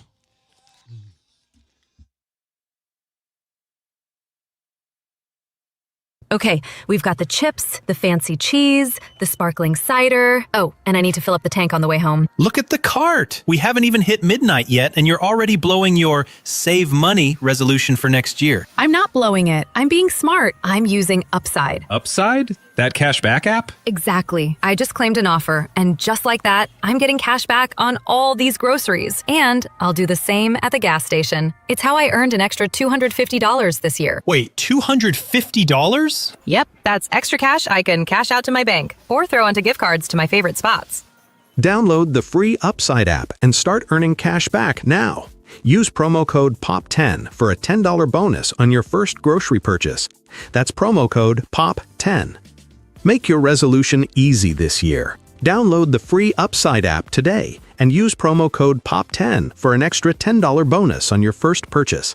Offers vary by user and location at participating merchants. Go to Upside.com for terms and conditions. If you or anyone you care about is facing a family legal matter, call Cordell & Cordell today at 1-855-GET-LEGAL. There's a lot on the line in divorce. This is Joe Cordell of Cordell & Cordell, the largest family law firm in the country, with over 35 years of helping clients navigate divorce. But being big doesn't mean less personal or less local. Our attorneys live and work in your community, and as neighbors, they understand the challenges your families face. Divorce touches all areas of your life. your home, savings, retirement, and of course, kids. So when you find yourself facing divorce, you need a partner you can count on. If you or anyone you care about is facing divorce, contact Cordell and Cordell today. With over 100,000 clients served, we understand the challenges you're facing on a personal level. Call Cordell and Cordell today at 1-855-GET-LEGAL. That's 1-855-GET-LEGAL. The choice of a lawyer is an important decision and should not be based solely upon advertisements. 600 Kelwood, St. Louis.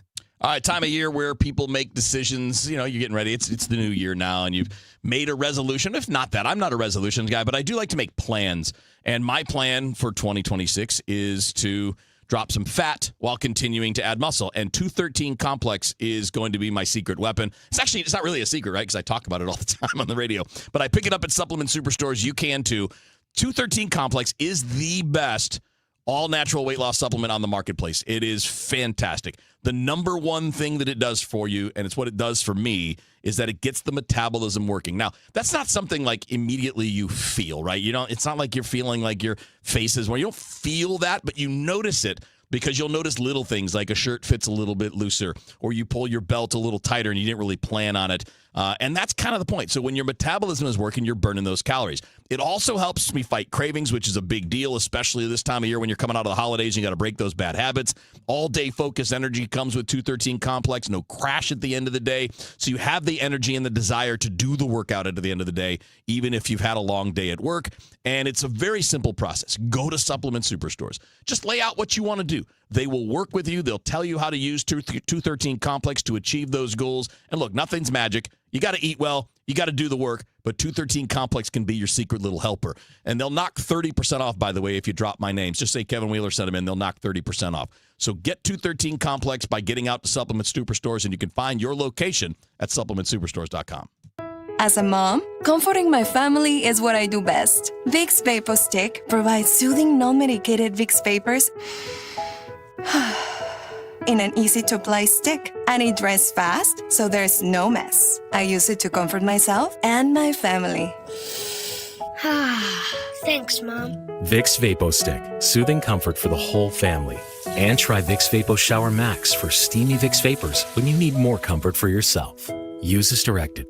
My name is Whitney Allen. I am a widow. My husband, Ryan, died. We never thought in a million years we'd have to use life insurance. The unexpected happened. With Ethos, it is so fast and easy. It's 100% online. You can get a quote in seconds, apply in minutes, and get same-day coverage. No medical exams, and you can get up to $3 million worth of coverage through Ethos. Get your free quote at ethos.com/radio. That's ETHOS.com/radio. Time spent on application may vary. Online health questions required. Celebrating 100 years and wishing you the best of the holiday season. KMOX AM St. Louis. KMOX FM Hazelwood. The voice of St. Louis. At 3 o'clock, it's cloudy and 32 downtown at the Arch. Good afternoon. I'm Scott Jagal. Our top story this hour, St. Louis County Police have released body cam footage from an officer-involved shooting at Lambert last month. It happened just after midnight on December 21st. Police encountered a man wielding a knife inside the terminal. They warned him, but he moved toward them instead. You will hear shots fired in this audio clip. Hey, bro, listen here. Drop the knife! Drop. Police say 4 shots were fired. Officers gave first aid to the suspect, but he died at the scene. He's been identified as 31-year-old Darius Kennedy, a homeless man. County Police spokeswoman Vera Clay says the reason for releasing the video is to give the public a clear picture of what actually happened. This briefing is not meant to draw any conclusions about whether the officers acted within their department's policy or the law, but to inform you, the public, of the information we know up to this point. She says the department is conducting a thorough investigation into the incident. In Switzerland, investigators are trying to figure out what caused a tragic bar fire on New Year's Eve. At least 40 people are dead, another 115 injured from a blaze at an alpine ski resort. Correspondent Rami Incencio is there. In terms of the logistics, they are also going to be looking at what previous work was carried out in this bar recently, what materials were used. In particular, one witness told us that he noticed earlier this week that there is foam insulation in the ceiling. From the KMOX Business Desk, sponsored by Krentz Financial Group, KFGadvisors.com. Tesla is no longer the world's best-selling electric vehicle maker. China's BYD is number one by a fairly wide margin. Here's Jeff Gilbert. Due to tariffs, BYD doesn't sell vehicles here in the U.S., but it's a big player in its home market of China and has been tripling its sales in Europe. That's enough to rocket BYD past Tesla for the global EV sales crown.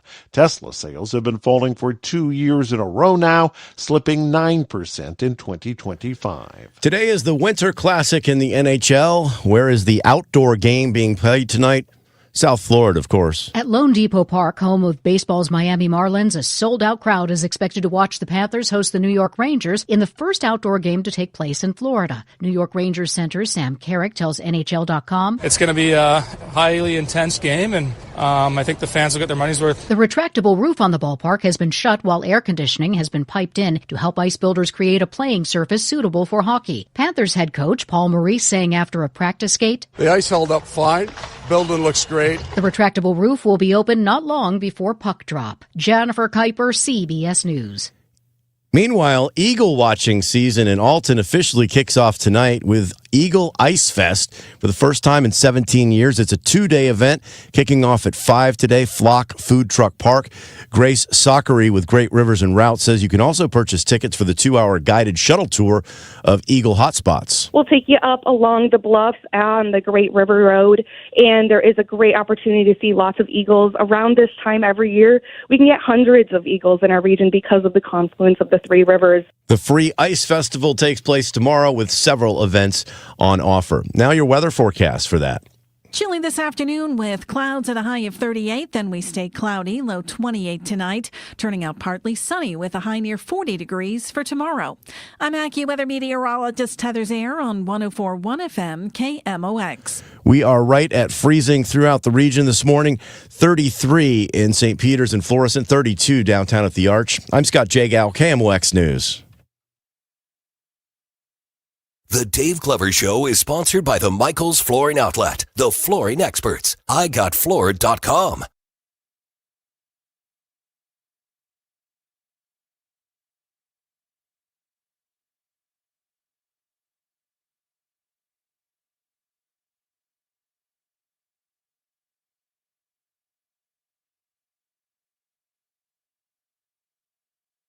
Welcome back, guys. DGS on KMOX.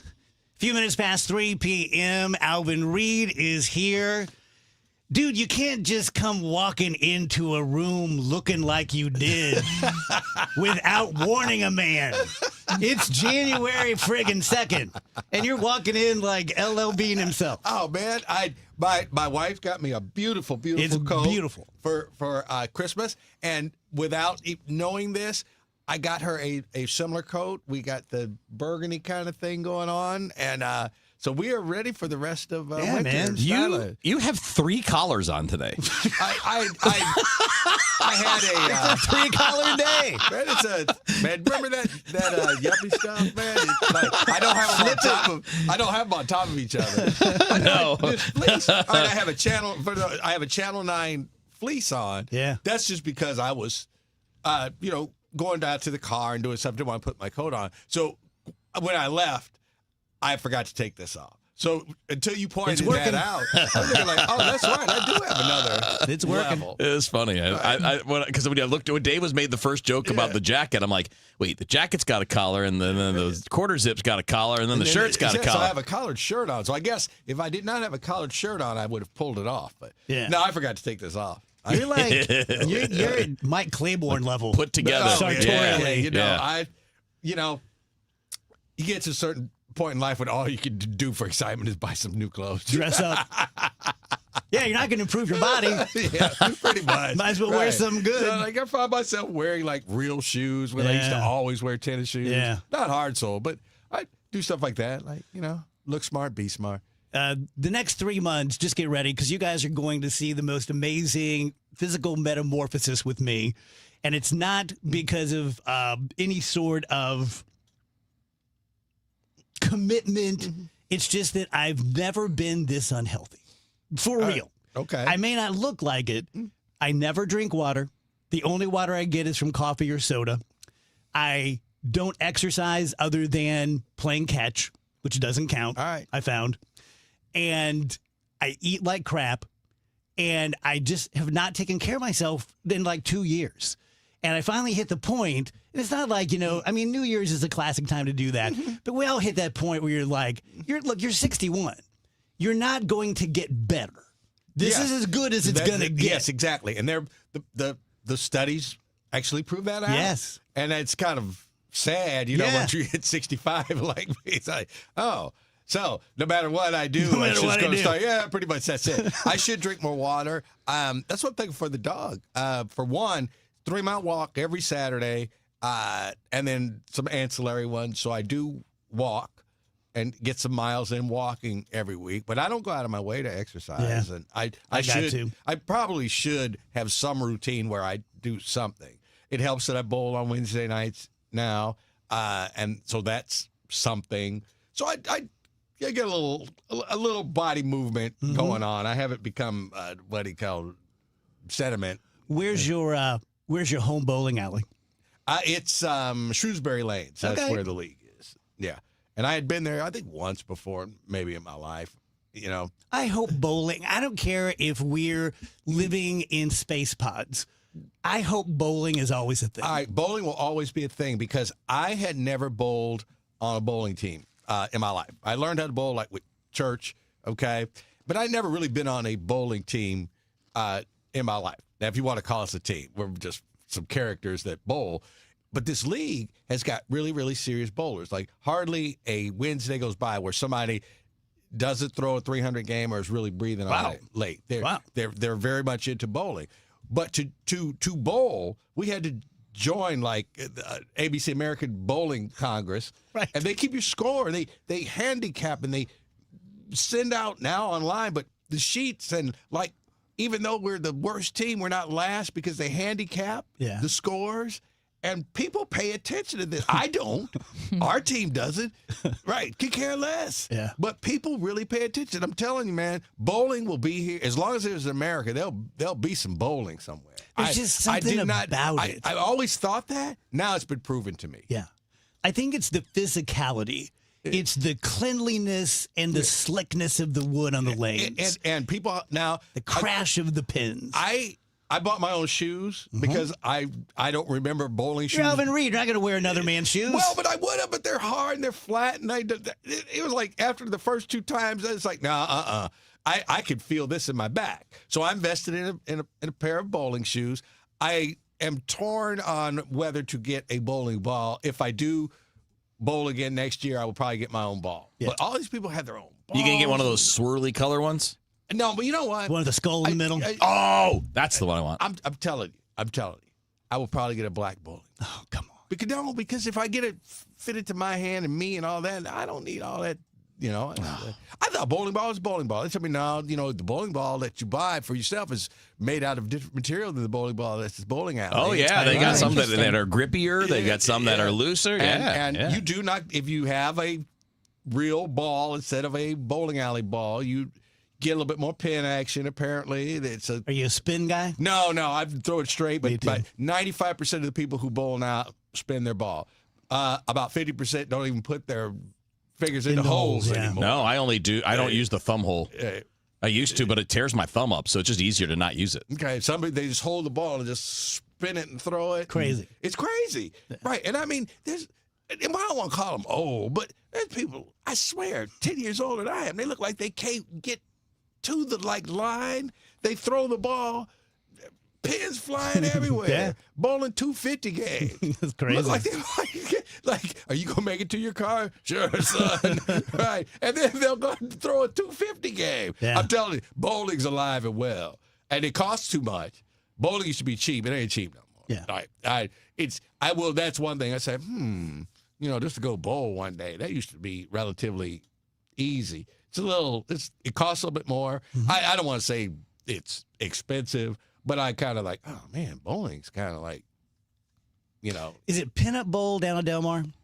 Yeah, it's still there. Yes. Yeah, I took the whole family there maybe 4 years ago. Blast, total blast. So we're gonna do that again while Phoebe's home. Yeah. Oh, it's always fun. Yeah. It's always fun.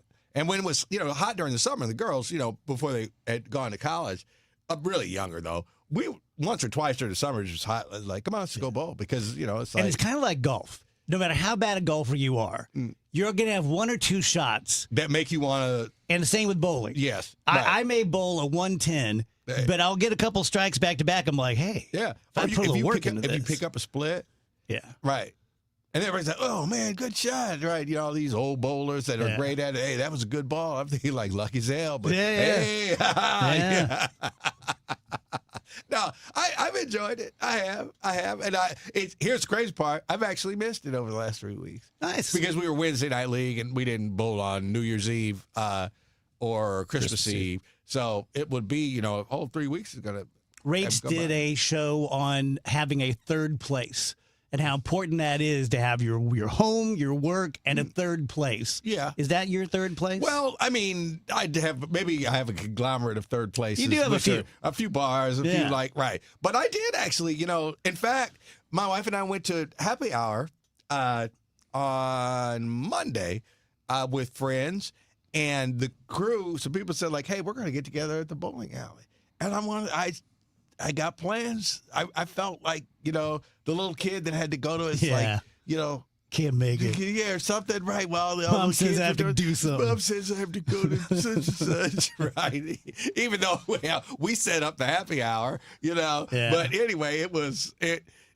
I was like I said, man, golly, I actually kind of miss bowling too. That's How cool. crazy is that? And it started in August. I think we started in August. Another thing is the league is long. It's like 30 weeks or something. I don't need to sign on for that much. So we're going to try to find, I think, a little more. Yeah, next season is my first full season with my baseball team. And I think we play a 25-game schedule, which is not insignificant. 1 or 2 a week, you think? Or one? Yeah, 9-inning games. Yeah. Whole Megillah. All right. Because that wouldn't be, well, I don't know. 2 a week, that's still 12 weeks or whatever. Mm-hmm. So that's 3 months. Mm-hmm. I could live with that. Yeah. Boy, okay. Maybe, but I understand what you mean. It's a kind of a commitment because you do practice, right? I hope you practice. Right. I can't get this guy to take me to practice. Wait, why won't you take him to practice? Because he never asks. I just want him to want to do it. Okay, that's I do like to do it. I want him to approach me. Oh. I'm getting different stories here. It's like high school. If you can see me, I'm sitting in the middle. I just want to take it to practice. Why don't you take it to practice? Why didn't you ask me to the dance? I thought you were waiting for me to ask you. Kevin, Dave Clover wants to play catch with you. So, Rach, you got to pass me a note. That's what's going to happen. Seriously, I'll be like, so Dave was wondering. I used to. I would practice with teams before, like when I was younger, and when people who were playing, I said like I literally would kind of invite. I'd say like, hey, I'm going to come practice with you because they never have enough guys. Yeah. And I said I don't need to do anything except just fill some ground balls, shag fly balls. Kev, you know what I should do? What should you do? I should practice with your 14U team. Boy. I'd fit right in. In some ways. Right. You don't know enough of the 6'7" lingo. I pick it up. You don't I can teach him things. You don't have broccoli head hair. No, don't have that. but the commonality of baseball, he's a little younger than I am. I like I said, I'd come out there and say like, hey, you need somebody to just chase balls. Albert and I like come out, take some I'd infield. love to do that. I'm serious. Yeah. I mean, I could still do it. I mean, as soon as I walked out there, they said like, "Oh, this old man gonna die." I was like, "Yeah, I'll surprise you." Right? I'm not saying I'm not trying to, take your best pitcher deep or nothing like that. I'm just out there like, probably how long's it been? 15 years maybe. When I was when Bolger was playing for the Rams, and we were hanging out all the time, and I went to his estate, and he was getting ready to go to camp, and he was out in the back 40 running plays and all that kind of stuff.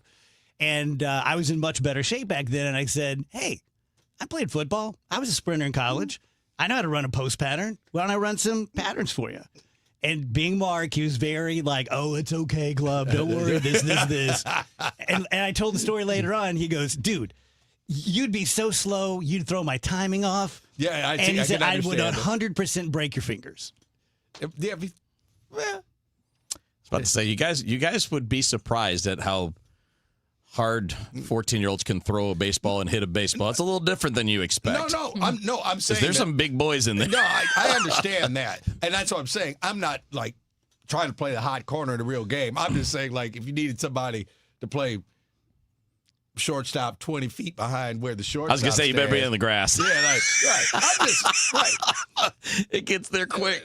I'll be the cutoff man. Yeah. Just relay balls. Really, just to catch the ball and throw the ball. Designated cutoff man. That's basically. There you go. Because That's a I would rule. like to still be around baseball. Still Did catch I make this up? baseballs. Back in the day, playing softball, was there an extra position? Yeah, there was a short. Yeah, you had. fielder. Well, you could play 4 outfielders and kind of play them where you want to. Wow, I thought I made that up. Yeah, No, that was a thing. And then you could play short center, or you could just play left center and right center, depending on the league and what kind of league it is. Right now, baseball historians will not, show this, but I invented the shift, and I invented it in softball years ago. And I said, like, these big, beer belly guys want to hit the ball over the fence. They ain't interested in running no place. Why am I standing at shortstop?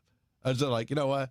I'm gonna back out here, and we'll either play it like 4 outfielders. And if they hit a ground ball to where I would be standing normally, that guy doesn't want to run the bases. All he's going to do is get the first base and be mad. Yeah. All right. And it actually worked. Invented the shift. Right. It said like, hey, take your hit, man. I know you don't want to run the base. It's hot out here. And you're big and you're slow. You don't want to run the bases. Hey, please. Hey, all right. No, it's a challenge thing, too, man. If you're a power guy in softball, you don't want to hit a single. I know. You're trying to hit every ball over the fence. That's the truth. And I just think I got this figured out. This was at Forest Park in the 90s. And I played shortstop against the Bombers. Remember those guys? No. Big, fat, home run hitting softball team. Okay. And they would travel. And they would have like a really good shortstop and a really good second baseman. And then everyone else was just fat. But they would hit home runs every pitch. Yeah. And if they didn't hit a home run, they're mad. Yeah, they're just right. And then and it was co-ed a lot of times. Some the leagues, and not saying the women could because they could hit, but I said now you can come back and play mine, and then you get a double play. Now dude's really mad, and like, oh man, you should play, dude, just playing ball, man. Right? It's like so. Yeah, I invented it. Hate the game. I have to go say not the player. Pretty much.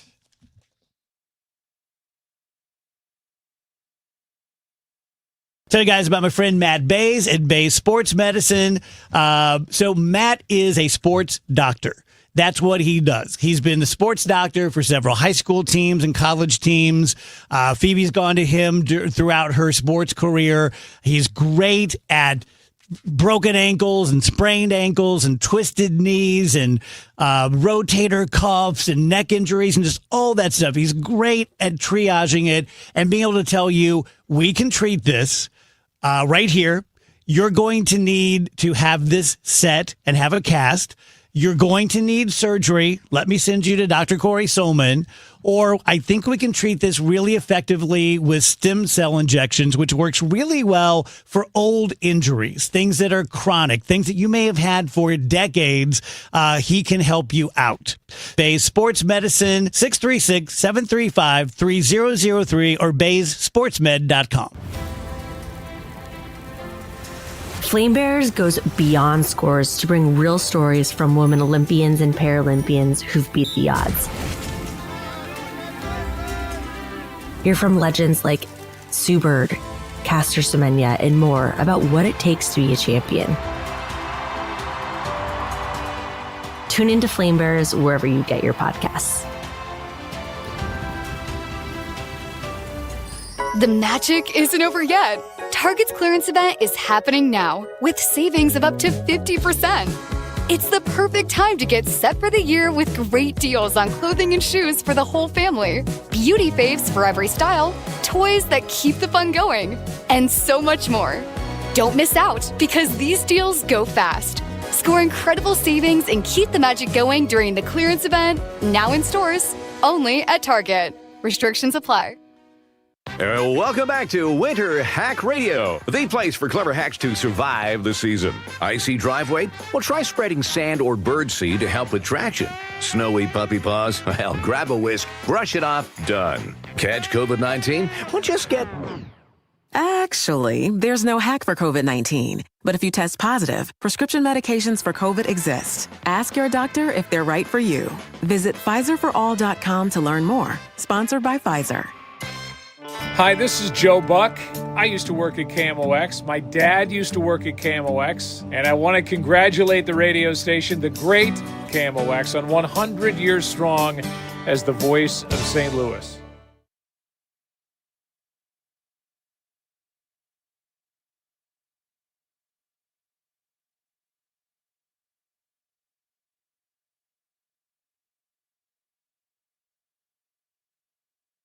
Welcome back, guys. DGS 322. So I came back faster than I should have. I've been sick for about a week. So I may cut out about 4 p.m., save myself for Monday. Andrew will be back on Monday. For some reason, our company decided to give everyone the day off today, which I should be happy about, but I'm resentful. Because that's how I am. I'm very small, vanishingly tiny. We're just talking about sports. And on the break, I was telling these guys, I played a ton of baseball in my life, played a ton of slow pitch softball. But when I was a kid, all the men in my neighborhood played fast pitch softball. I've never seen a game like that. Now, maybe it's because I was 12 watching these guys whip it and the ball rises as it comes to you. But, man, that was a man's game. It was a man's game, and you could bunt. So, like, third, they had to play short corners, as they used to say. Like, you had to take the bunt away from them. So you had to have some guts. Because people really didn't get around on it too much, but when they did, you're 20 feet from home plate. Yeah. Good God. Now, here's the thing that also changed. As I was young enough to remember when there were fast pitch leagues, the aluminum bat had not become a thing yet. So people were still using wood bats. So it wasn't, you didn't get that howitzer coming at your head. Wheels, what if the pros played with the top of the line aluminum composite So you're talking about the ones, though, that are, like, restricted, right? The hot ones. Well, they're all roughly the same once you get to the high school and college level. Like, they're tested so that they have a certain max exit velocity. But you would still see a lot more offense because it's easier to hit a sweet spot. If you look at a wooden bat, the sweet spot's kind of, a couple inches. And on the metal bat, it's probably twice that, three times that. So you wouldn't have necessarily harder max contact, but you would have more hard contact. It would be your frequency would go up. Now when you started playing, the aluminum bat that you first played with was that hot? And what was they the had name no restrictions. of them? I mean, what was the name? So it was big when the green Eastons had come out, and then Black Magic. The Easton Black Magic was the bat of choice in the late '80s, early '90s for a lot of people. All right, and it was. I mean, those things were ridiculous. They had another model for Easton called the Secor that came out in the early '90s, and I had one of those in college. I mean, these things had no exit velocity restrictions. They were lighter than they should have been. They were bouncy. You could hit the ball forever. Even as a guy, I'm a pretty average sized person for an athlete. I'm a small person, right? The most athletic person in this room right now? Rach. I mean, as far as who plays the sport. I mean, Wheels, when you're practicing and stuff, with your But he won't practice with me, Rachel. Yeah, I heard that. Okay. Yeah, he's got he's got some restrictive practice policy for old men, I guess. He tried to, he doesn't want a 60-year-old man playing with his teenage boys. Like we're ruling him for life. Rach, what do you do? How could that go wrong? What is your sport of choice? What do you do? I play tennis. He's a tennis player. Okay, I didn't know. That's fun. All right. Wouldn't it be funny if the 14-year-olds on Wheeler's team were like, "Oh, can Dave Glover come play, please?" And he's like, "No, I don't want to." They'd be like, "What's a radio?" Yeah, no kidding. What's a radio? Shoot, 14. Yeah. Like, is he on TikTok? Yeah, they still have that? Right.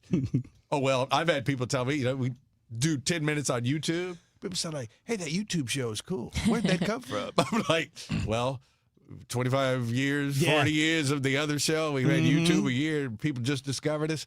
Younger people, but that's the thing. Younger people all of a sudden say, like, oh, yeah, I saw that thing on YouTube. Yeah, so how do you do... So Donnybrook Last Call is what we are referencing. Yes. Alvin, do you know in advance the topics you're going to cover on that, or is it more like the stuff you didn't get to in the regular show? We know what we're going to talk about. I will say when I am the provocateur, I'm looking for aliens landing. I'm looking for it is the more like offbeat topic. You need to bring me or Wheels for that stuff. Like, Let's go. Technically, it's supposed to be the things that we would didn't have time to get to on the show. And that's the way it should be done. Charlie, Just spice it up a little. Right, but You guys ripping off Bill Maher? Is that what this is? Like overtime? And they are local, and they are. But I'm looking for the quirky.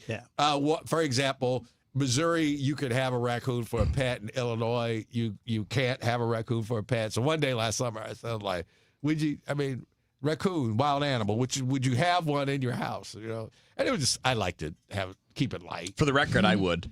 I would too if they were a nice little raccoon. You raise them from when they're little guys. They're so cute. They're so smart. When they're good, you know. Until they got little hands. They can do them right and tear your house apart. That's all right. Look, I would have one for a pet too, except they would at some point destroy something in your house. Yeah, you got to train them. Okay, all right. They're raccoons, man. All right. Yeah, that autographed Ozzie Smith man.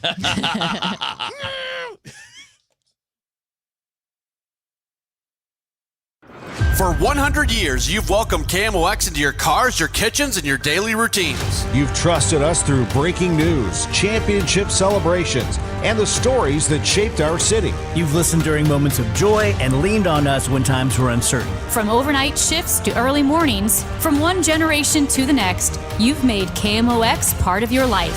From everyone at KMOX, thank you, St. Louis, for 100 unforgettable years. KMOX, the voice of St. Louis.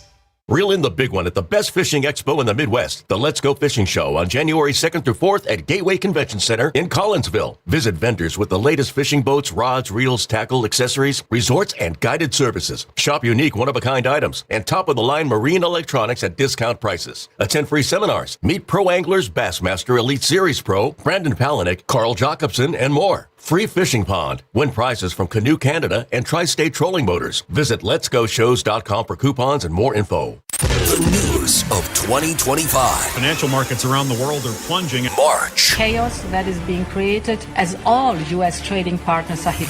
He was texting war plans. Nobody was texting war plans. The potential for a shutdown has consequences for America that are much, much worse. Those cuts have affected at least 18 federal departments and agencies.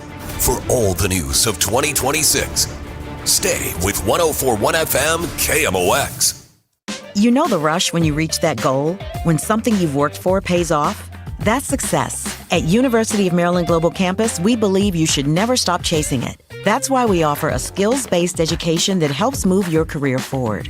Learn how to apply emerging technologies like AI and data science. Build your leadership and critical thinking skills. Apply now and save with no application fee. Classes start January 7th. Learn more at umgc.edu. Certified to operate in Virginia by Chev. An important message from SNL Coins. SNL Coins pays top dollar for your gold and silver coins, old currency, gold-filled jewelry, scrap gold and silver, silver plating, gold and silver bullion. Get a quote with a call to SNL at 544-3600. SNL Coins, 544-3600. Or visit SNL Coins at 9300 Gravois, just east of McKenzie. Open 9 to 5 Monday through Friday, 9 to 4 Saturday. Before you sell, call SNL 544-3600. Here in St. Louis, we take pride in supporting our health and our community. That's why more and more families are turning to Neovitin multivitamins, created by a local physician and made right here in the U.S. using the highest quality domestic and international ingredients. With formulas for men, women, and adults 50 plus, Neovitin helps keep St. Louis families energized, supported, and ready for life. Find Neovitin at your local Dierbergs, Schnucks, and online at neovitin.com. Neovitin, trusted nutrition from St. Louis for St. Louis. Sunday, the Chiefs are back in action as they face the Raiders. Siteman Cancer Center game time, 2 p.m. Siteman Cancer Center, national leaders in cancer. The Chiefs, the Raiders, on your home for Chiefs football. 104.1 FM KMOX.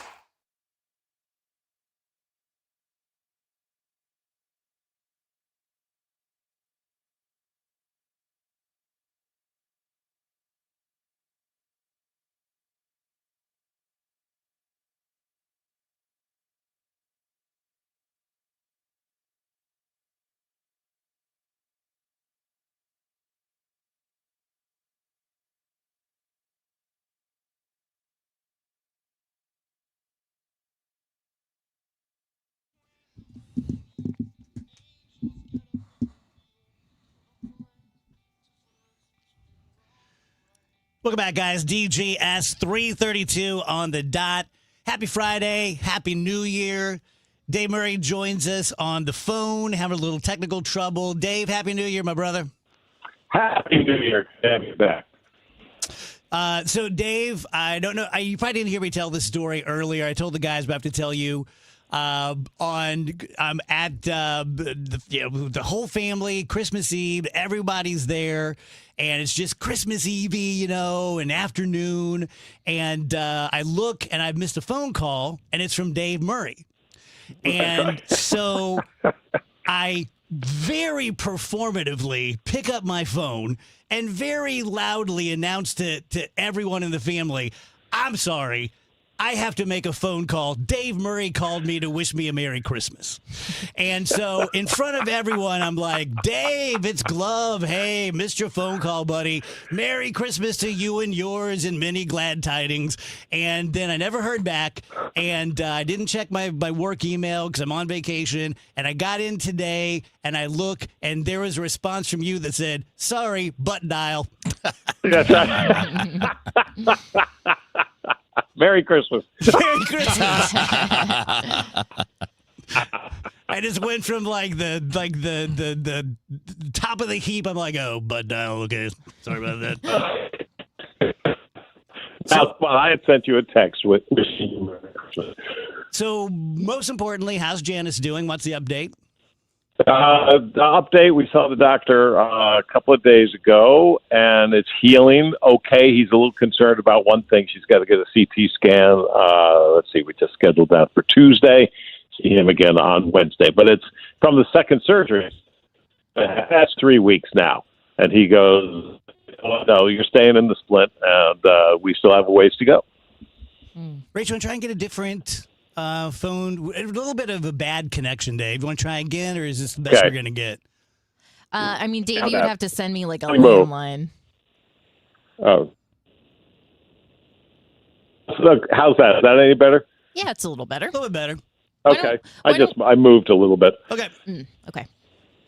So let's do some weather. Then we'll do some jacking around. I got to be honest. I didn't even pay attention to the weather. I was sick over the break, Dave. Been on flat on my back the last 4 or 5 days.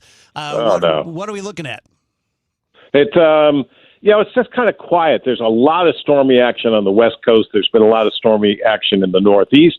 And we're kind of in between. Typically, when we get storms on the West Coast, they usually affect our weather, but they are not at this stage of the game. But we have a lot of clouds around. Clouds stay with us into tomorrow morning. Fingers crossed we get a little bit of sunshine on Saturday afternoon in the 30s to near 40. Full wolf moon is coming up on Saturday night. We'll have clear skies and 25 degrees. Sunday, partly sunny, 45. Then after a cold start on Monday morning, we're going to warm it up to 59 on Monday and 59, 60 degrees Tuesday, Wednesday, and Thursday.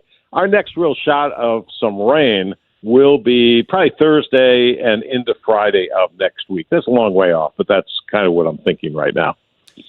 You guys are going to think I'm stoned right now, but we had a big snow before, right? This year. Oh, yes. Yeah. Oh, yeah. Yeah, we've had right after Thanksgiving. Yeah. We've had over 10 inches of snow so far this winter. I thought we did, but then I'm like, no, you're making that up. You're making that up. It didn't snow already, so. Headlines, Rach? And before we do that, I want to go back to last Sunday when we had that big temperature drop. Yeah. Just because we haven't talked since then. We had a high of 78 on that Sunday. It was the record for the day and the record for the month. We had a low of 15.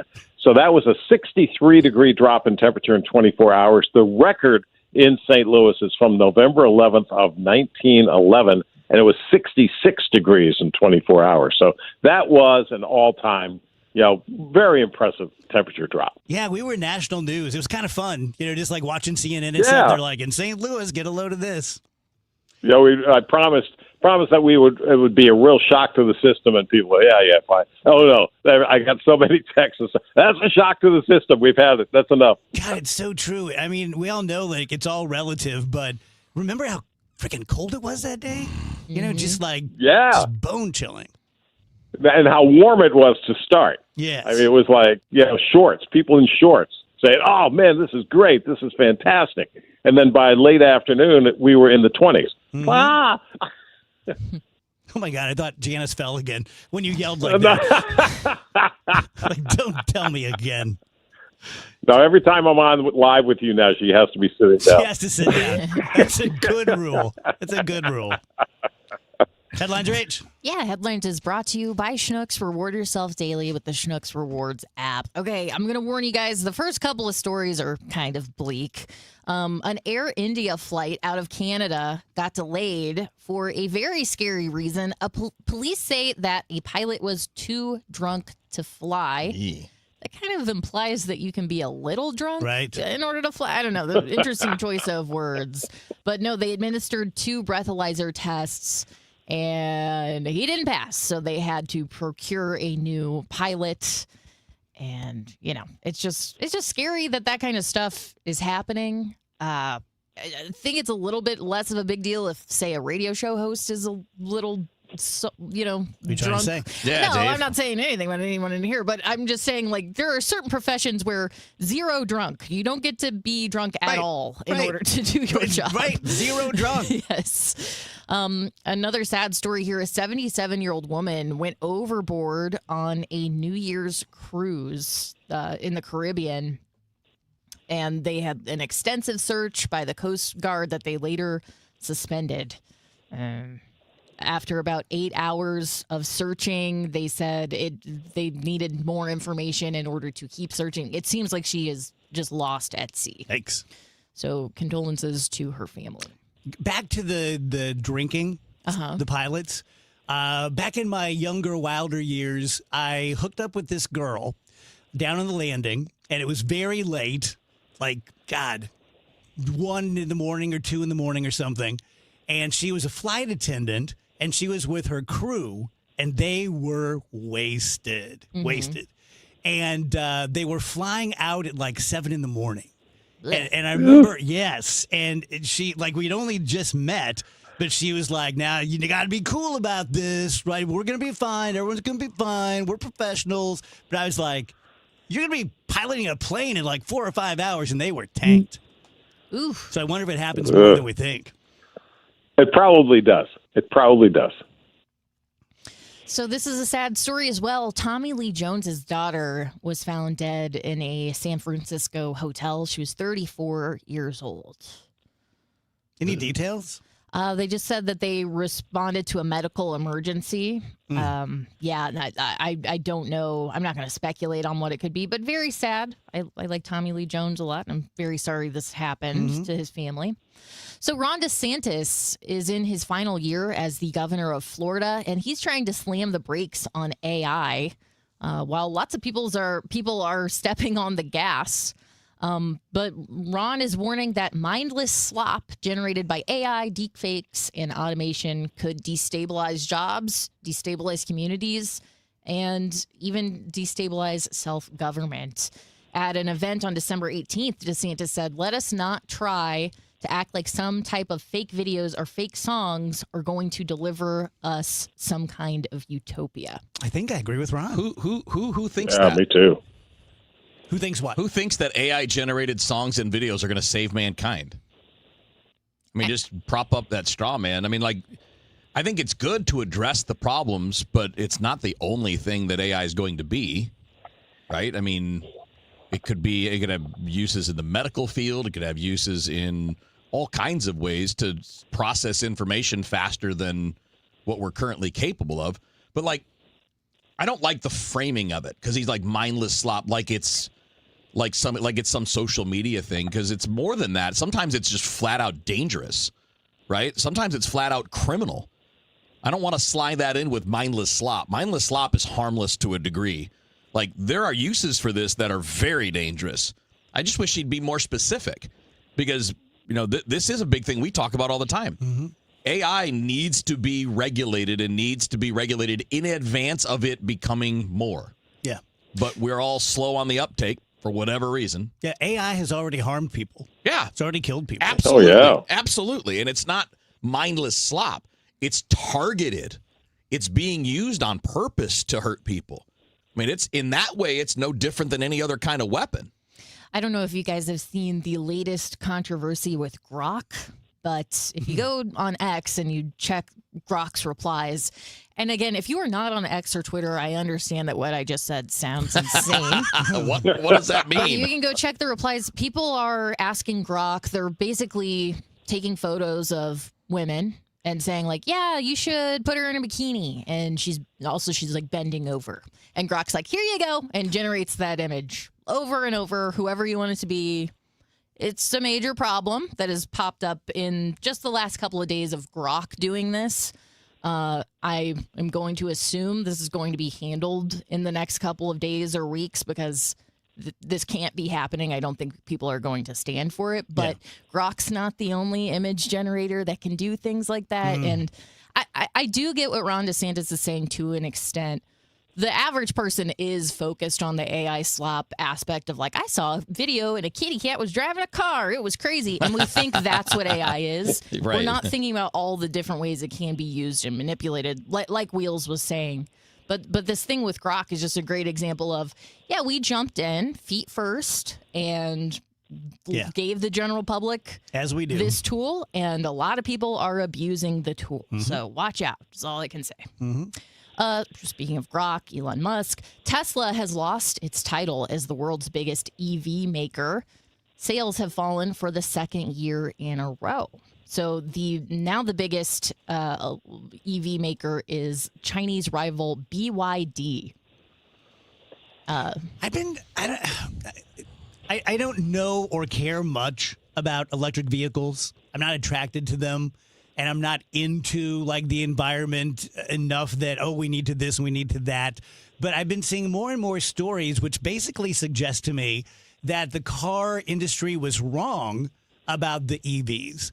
And I remember asking Skip, who sells EVs, do you think that they're going to replace the internal combustion engine? And he said, never. It's not going to happen. And I kind of figured that my friend was just being kind of a homer.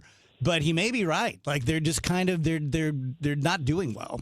Well, from what I understand, also the batteries are extremely, extremely expensive to replace and hard to recycle. So that has defeated the purpose for a lot of people. Because I was open to the EV thing from the second I heard about it. I'm like, okay, great, sure.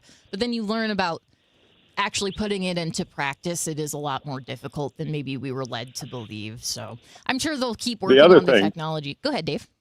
Yeah. The other thing that's happening is the price of electricity is skyrocketing. That is true. Oh, and with all these data centers we're going to need for all of the AI, it'll just get worse. Yeah, so that's flop. Like the selling point for an EV, now it can be different, right? I mean, maybe it's that you just don't want to pay for gas all the time, and you figured out the math, and in your budget, it's better. But when it comes to like carbon footprint and the environment, I mean, there are questions about like the total carbon imprint from a gasoline-powered car versus an electric car because of what it goes into make the electric car and what it goes into mining all the things you need to use to make the lithium-ion batteries and all of that. I mean, until you have all of that sorted, I don't know that you could say one is absolutely better than the other for environmental purposes. It's better for gas consumption, right? But that's not entire. Those aren't two. Those are two separate things. They're not exactly the same. This is completely off topic, but something you said triggered my brain. Have you seen this horrific fire on New Year's Eve in Sweden? Yes. Mm-mm. Oh, my God, Rach. These people were at this bar in Sweden having a great time, and evidently they had sparklers in champagne bottles, and it started a fire, and 40 people burned alive. Oh, my God. Yes. Just so horrible. Yikes. And you see that all the time in clubs and stuff, people coming out with the sparklers. Yeah. So I wonder how it caught See, on fire. I was right about those sparklers. Everyone called me a puss, and I said, be careful. Thank you, Dave.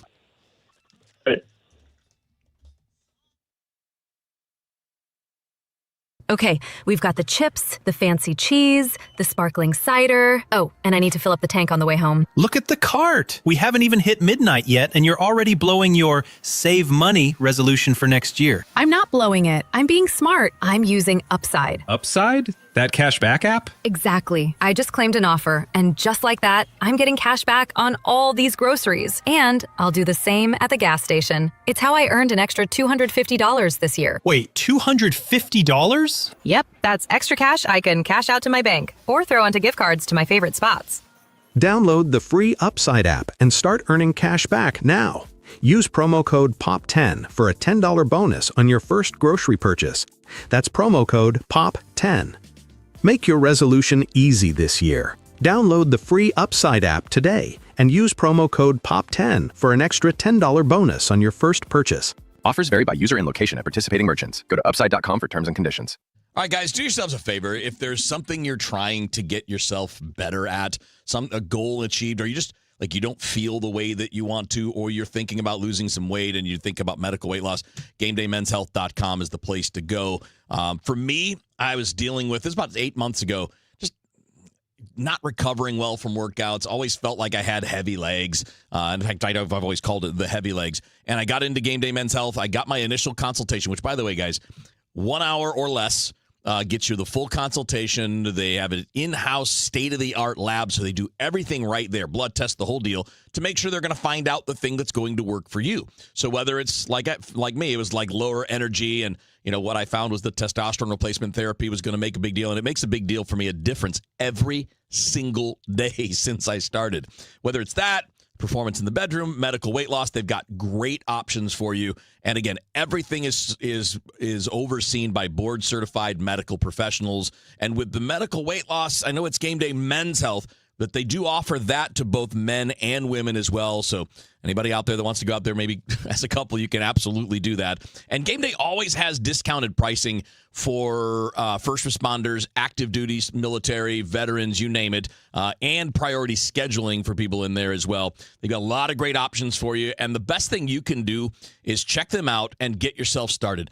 Don't be shy. Don't be worried. Don't be afraid. They've got great answers. It's a friendly, easy environment. And again, really, they do a great job of respecting your time. Just go to GameDayMen'sHealth.com to find out more and get yourself back to the top of your game with Game Day Men's Health.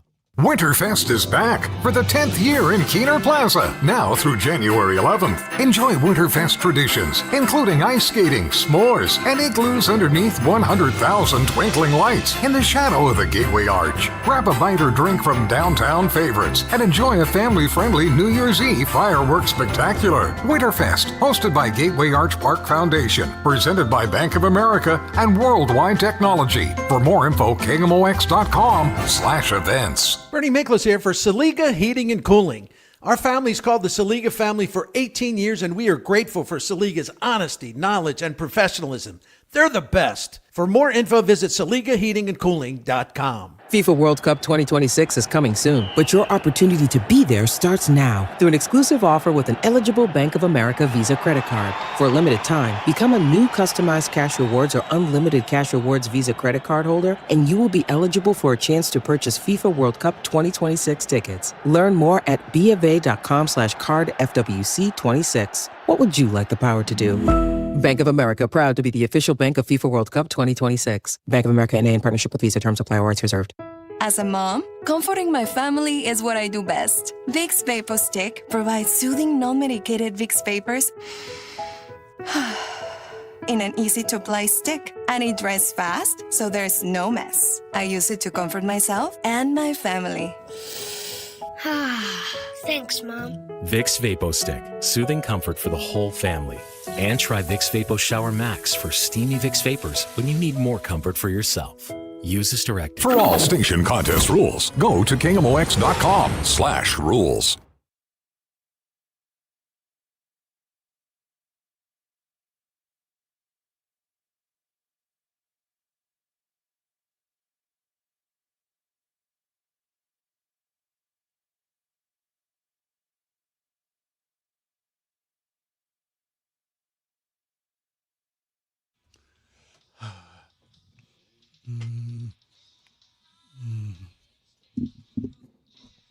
Welcome back, DJ Ask 351. George Mayhew will be here in a few minutes,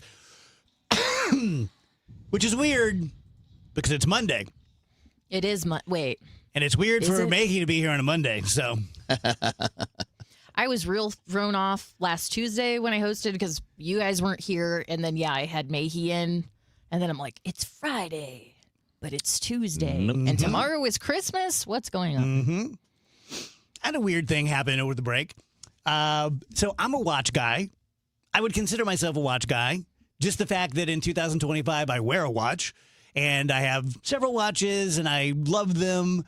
And I was watching some TikToks, and it was the very high-end watch people. Okay. And I realized that I hate them. And they're just the most uppity, snooty, judgmental, like you could have a $20,000 Rolex on your wrist, and they're like, oh, that's a great entry-level watch, blah, blah, blah. And I was wearing the watch I'm wearing right now, which I'm showing the crowd, which is a black Submariner. That's the kind of watches I like. Don't like dress watches. And it's a Seiko. And I love Seikos. They're like great watches, and they're like $500, and you could pick them up for $200 on eBay. And I just, they keep great time. They're great. And I was out somewhere over the break, and a stranger, this guy, was next to me, and he goes, oh, cool watch. Can I see it?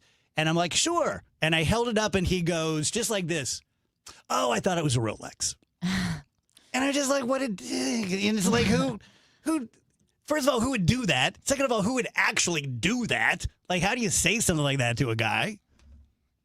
People are rude. Like, oh, can I meet your wife? Oh, I thought she was prettier. I'm sorry. I thought it was something else. Yeah, it's almost like the whole, if your whole thing is chasing clout and status, you are going to end up hurting yourself and a lot of people in pursuit of that. And you'll never reach it. It's one of those things that there's always something better. Yeah. Right? Like wheels. You'd love to have a Corvette. Oh, yeah. And if you went out and you bought a brand new Corvette and you pulled up to Corvette Club, someone's got a better one than you. Oh, yeah. Or someone's got a 66, or someone's got a Lamborghini. Yep. And unless you are like the richest person in the world and you can just buy the most expensive car in the world, in which case, why? Because you're never going to drive it. Right. It's a weird, needless competition. Mm-hmm. If you were a billionaire, how would you eat? Better. Would you? Because I just have somebody cooking stuff for me. I would have a good chef make me good food. I think I would too. Yeah. And not just good, but also like quality, like better. Not just tasty, but also better for you. Mm. We get up there and cook me some fish, sir. I'll pay you handsomely. Yeah, some nice, because fish can be so expensive. Like if you want to eat salmon every night or something, I'm not a billionaire. I would have to become a billionaire like the thought experiment requires. Now, we didn't get to this in the headlines, but I did have one more very depressing story. Great. One cheeseburger, just one cheeseburger can shave about 9 minutes off of your life. What's 9 minutes? Yeah. That's for one cheeseburger. That's all right. I'm eating like 4 of these a week, dude. I'm telling you, that's a half hour. On my deathbed, when everyone is standing around my bed, I'm going to do like, hey, watch this trick. And then I'm going to eat a cheeseburger and just kick and be like, I was going to die in 9 minutes, but I'm dying now. Going out on my own terms.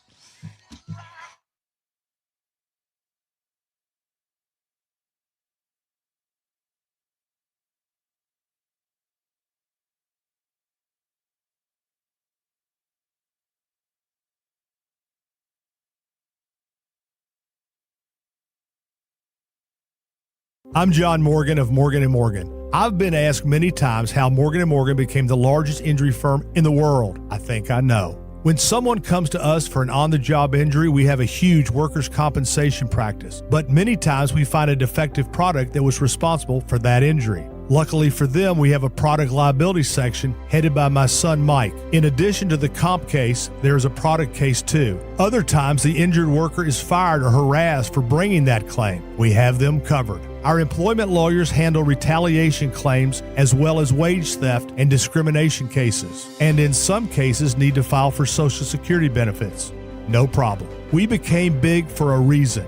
30% of our new cases come as referrals from former clients. Hiring us is easy. Go to forthepeople.com on your mobile device or computer, or call Pound Law on your cell, pound 529. Morgan & Morgan. Injured? Dial Pound Law or visit forthepeople.com for an office near you. Dan owed an unbelievable amount of money to the IRS. I got behind on my taxes. It's a horrible feeling. He was in denial. And when I got those letters from the IRS, you wanted to act like they didn't exist. Finally, Dan turned to Optima Tax Relief, the leading tax resolution firm. A-plus rated by the Better Business Bureau, they've resolved over $1 billion for their clients. Optima got me a settlement with the IRS. These people are really people-friendly. It was every bit of a new lease on life for me. The fast action and the great results made Dan's head spin. I felt like I was in a dream, but it's real, and I have paperwork to prove it. They got the job done, and life is good. For tax help you can trust, call Optima now for a free consultation. If you're worried about what's going to happen with the IRS, stop worrying.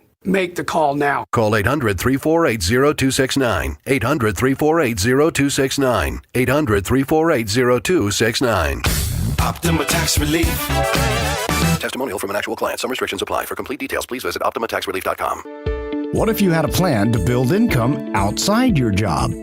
At Lifestyles Unlimited, you'll learn how people are investing in real estate to grow their income and make smarter financial choices one property at a time. Right now, join us for just $297. That's a savings of $443 off our real estate education program. Text RADIO to 88007. That's RADIO to 88007. Presented by Lifestyles Unlimited. Hey, it's Brian Baldwin here. Makita knows that pros never settle. Get tools that perform at the highest level on every job without compromise.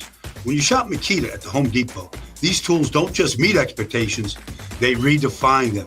Makita is for the most detailed pros, expertly designed to deliver precision job after job.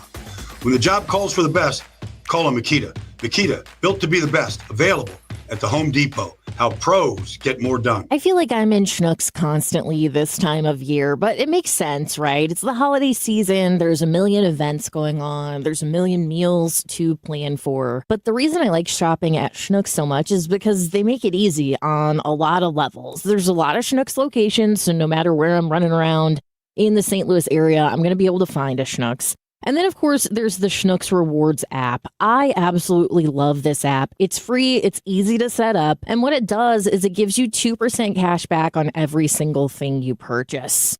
Plus, tons of other savings you can rely on, personalized savings based on what you typically buy at Schnucks, and then other digital offers and coupons. You can use the app to check out the weekly ad. You can even order curbside pickup or delivery straight from the app. Keep your grocery list on there. Whatever you need to do, the Schnucks Rewards app has you covered. Go download it today. Just search for the Schnucks Rewards app in your app store. This is the Dave Glover Show on 104.1 FM, KMOX. Celebrating 100 years and wishing you the best of the holiday season. KMOX AM St. Louis, KMOX FM Hazelwood, the voice of St. Louis. At 4 o'clock, it's mostly cloudy and 32 downtown at the Gateway Arch. Good afternoon. I'm Scott Jagow. Our top story this hour, body cam video from a fatal police-involved shooting at Lambert is now public. St. Louis County Police released it this afternoon with audio. The incident happened early morning, December 21st, inside a terminal. Officers encountered a man wielding a knife. He was later identified as 31-year-old Darius Kennedy. When he ignored orders to drop his knife and advance, police opened fire and then tackled him. Here's a clip from the footage, followed by Captain Tony Cavaletti's explanation of what happened. Put your hands up now. I'll blow your head off. Shots fired, shots fired, shots fired. EMS. One officer deployed a taser, striking Mr. Kennedy, but was ineffective. Mr. Kennedy, who was still armed with a knife, turned and ran in the direction of another police officer. That officer fired a service weapon, striking Mr. Kennedy. The department says it's releasing the video to be clear and transparent. Kennedy died at the scene.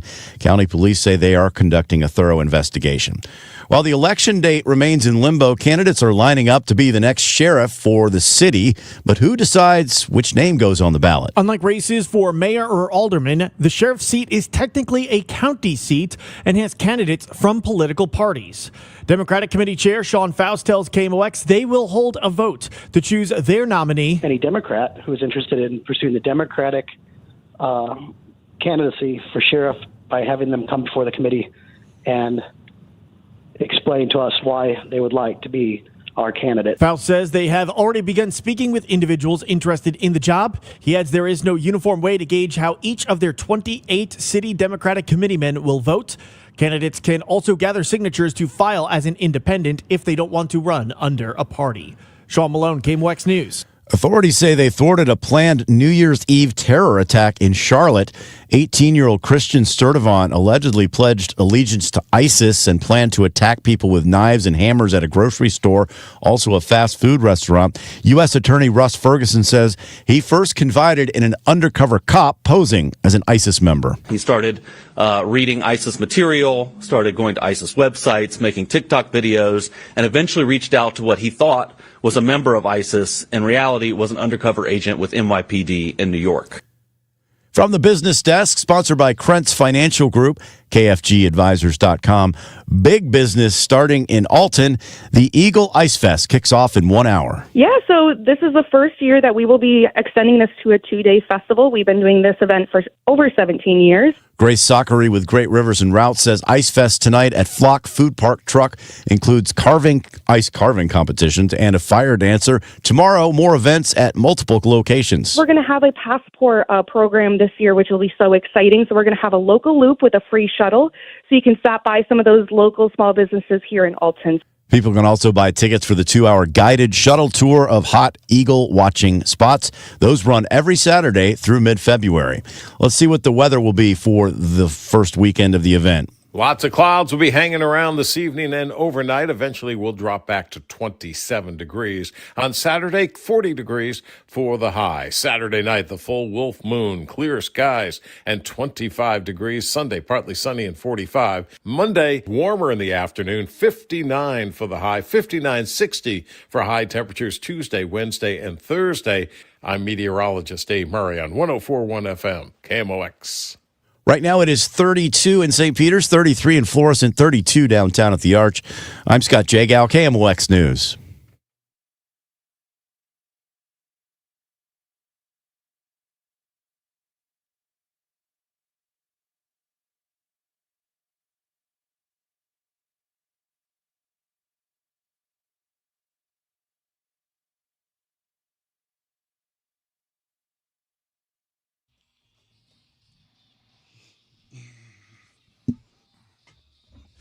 Welcome back, guys. DGS and KMOX. Gaslight Anthem, right, Rach? Yes, love this band. Great band. Wheels, you hip to these guys?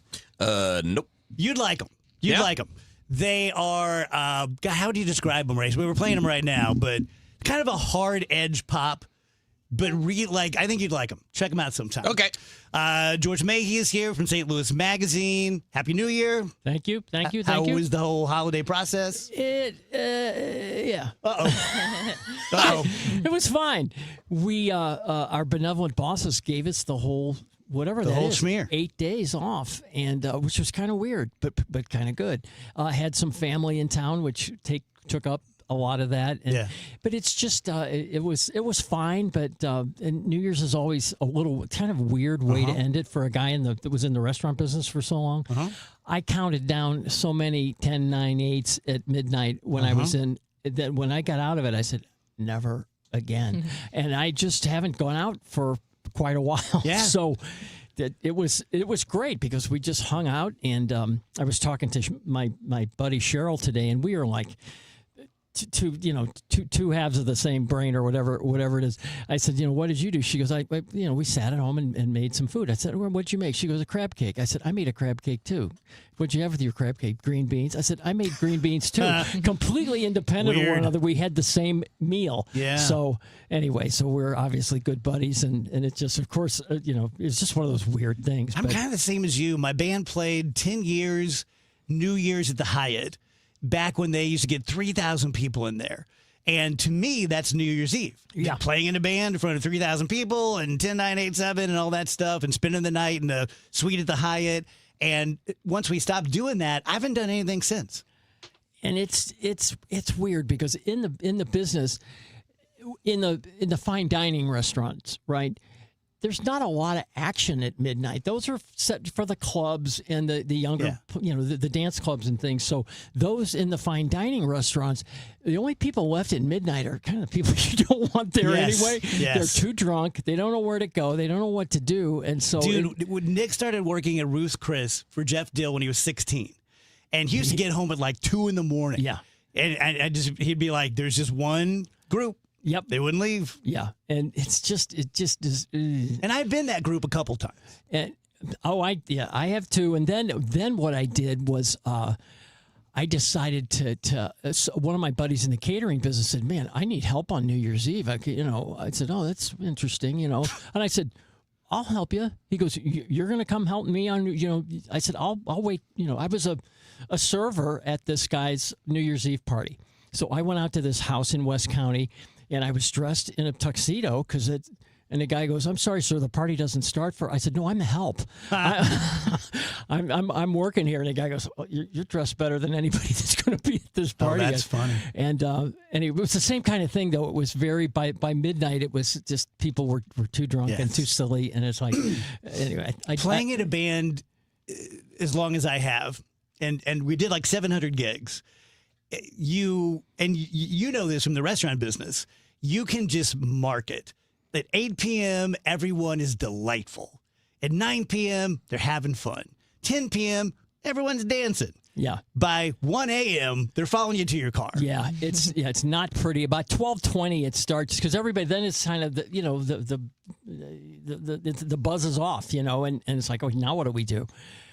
We used to walk up to the Ritz and crash that party. Now that was fun. There was a cover charge, but by the time we'd roll in there about 11:30, the guys were standing there with the platters of champagne. Oh, thank you. I'll have one of those. That's great. And we walked in like we owned the place, and it was. I don't know how it is now, but there are people down there in their Ritz bathrobes and their slippies, and guys drinking champagne out of the bottle. And I'm like, well, this is the best thing. This is a good party. The best idea I had, I told them down there, do what you're going to do, but at like 12:15, bring out cheeseburgers. And they're like, what are you talking about? I would trust me. And they did it, and the place went crazy. Like when you're really drunk at a hotel party at 12:15, and all of a sudden there's like 3,000 cheeseburgers. Yeah, people will do that at like wedding receptions now. Yeah, to kind of close out the night, they'll bring in Emo's Pizza at Look the what I very end or something. Yeah, well, I know. it's Even all though Dave. it takes 9 minutes off their life, they love those cheeseburgers. I was listening on the way down. Yeah. So I'm telling you what, I would typically stay down there for safety, but a couple times I decided to drive home, and I'm telling you, I'll never forget going down Market past Union Station at about 1:30 in the morning. Drunk people don't realize what you look like when you're driving drunk, right? Because I'd be stone cold sober. Yeah. And it's like a friggin' Dodge cars at Six Flags. Dodge them, yeah. It's you're right, and you're looking at every one of them because it's like how drunk is that guy? Yeah. Could he be? Yeah, you just got to really pay attention. But it was fun staying home, and no, I didn't make it till midnight, but it's great. So here we are in a new year, it's lovely. I had a ruling for you guys. Oh, I got pulled over last night. Haven't been pulled over in a long time. It's because you got that fancy ass Jeep. That's right. Pulled over going 43 and a 30. Wow. By Officer Stan. Young guy, couldn't have been more polite, seemed a little nervous, and he introduced himself. I'm Officer Stan. You're going 43 and a 30, gave him my information. I'm not going to fight it. I'm not going to pull any sort of, do you know who I am kind of thing. But what I did do is when he took my information, he said, thanks, I'll be right back. I said, thanks, Stan. And he didn't react badly, but I was thinking, oh, that was really bad. Oh, like, you don't call a cop by his first name. No.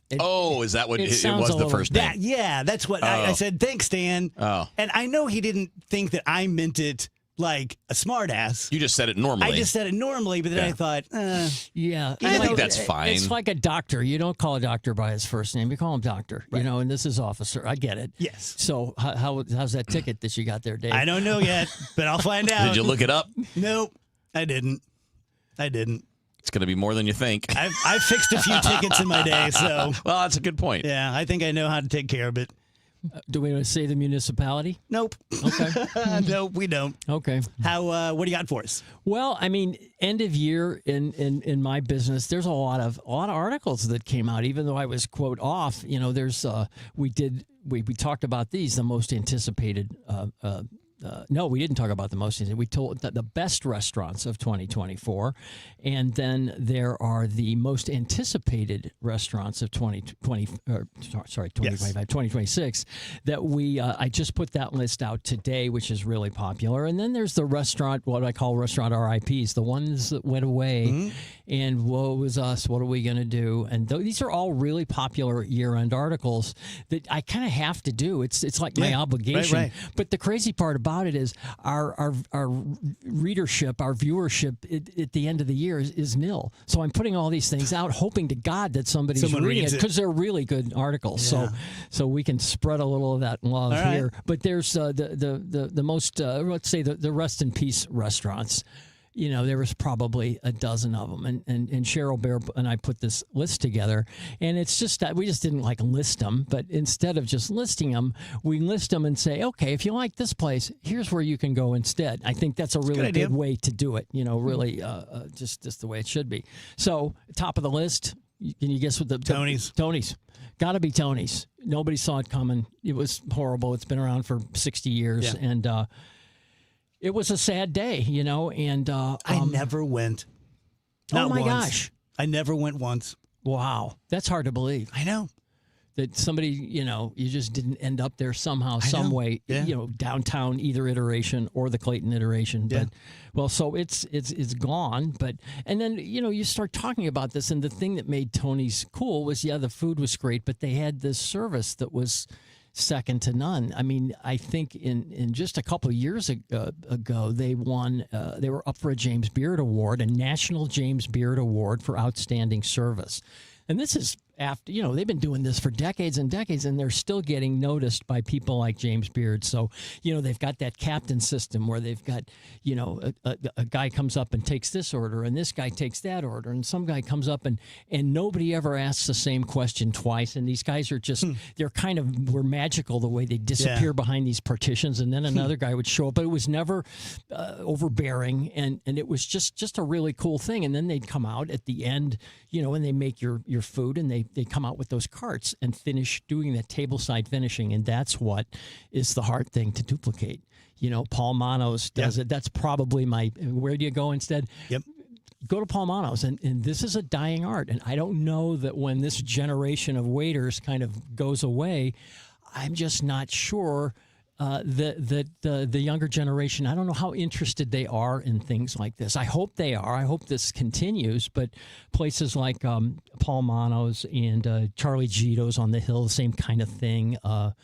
Minio's out in Town and Country, they've got this tableside service. And if you sit and watch this, if you ever just kind of sat and just watched the whole thing. I was at a table of 10, and this guy comes out and finished all 10 dishes on this cart. And he was putting things on the second shelf and then putting this on the third shelf and doing this and that. And every plate was perfect, and every plate was just... the plates were so hot you couldn't, don't touch the plate. But boy, that the plate's that hot, even that last bite of pasta is going to be hot and perfect. So it's just hard to. I don't like to see that go. The old guy that misses things like that. But because you have to be able to sustain that every night of the year. People have to have enough money and have to have enough want to go to a place like that. And is Al's like that? Al's Steakhouse down? Yes, it is. And that's one I forgot about. And it's so, it's just so far removed from reality and everything else. Yeah. And you drive up there, and there's no street lights. It's sitting out there in the dark, and like, wait, is this it? And there's two cars, and one of them's the chef, and the other one's, it's like there's nobody hardly there. But I think this is 2026, they'll be 100 years old this year. Al's will be, and everybody was like, "You think it'll make it to 100?" It just did, folks. Good. So, and to a lesser degree, like Il Bel Lago, that's another great Italian restaurant out in Creve Coeur. Il Palato in Clayton. There's some really high-end Italian restaurants out there that you can go instead, but no place is gonna. I think even all the Palmanos of the world will admit that there's only one Tony's. Yeah. It was way up there, up out of all our leagues, and we all know it and we all respect it. And it's just. I swear you said you went there one time. Where? To Tony's.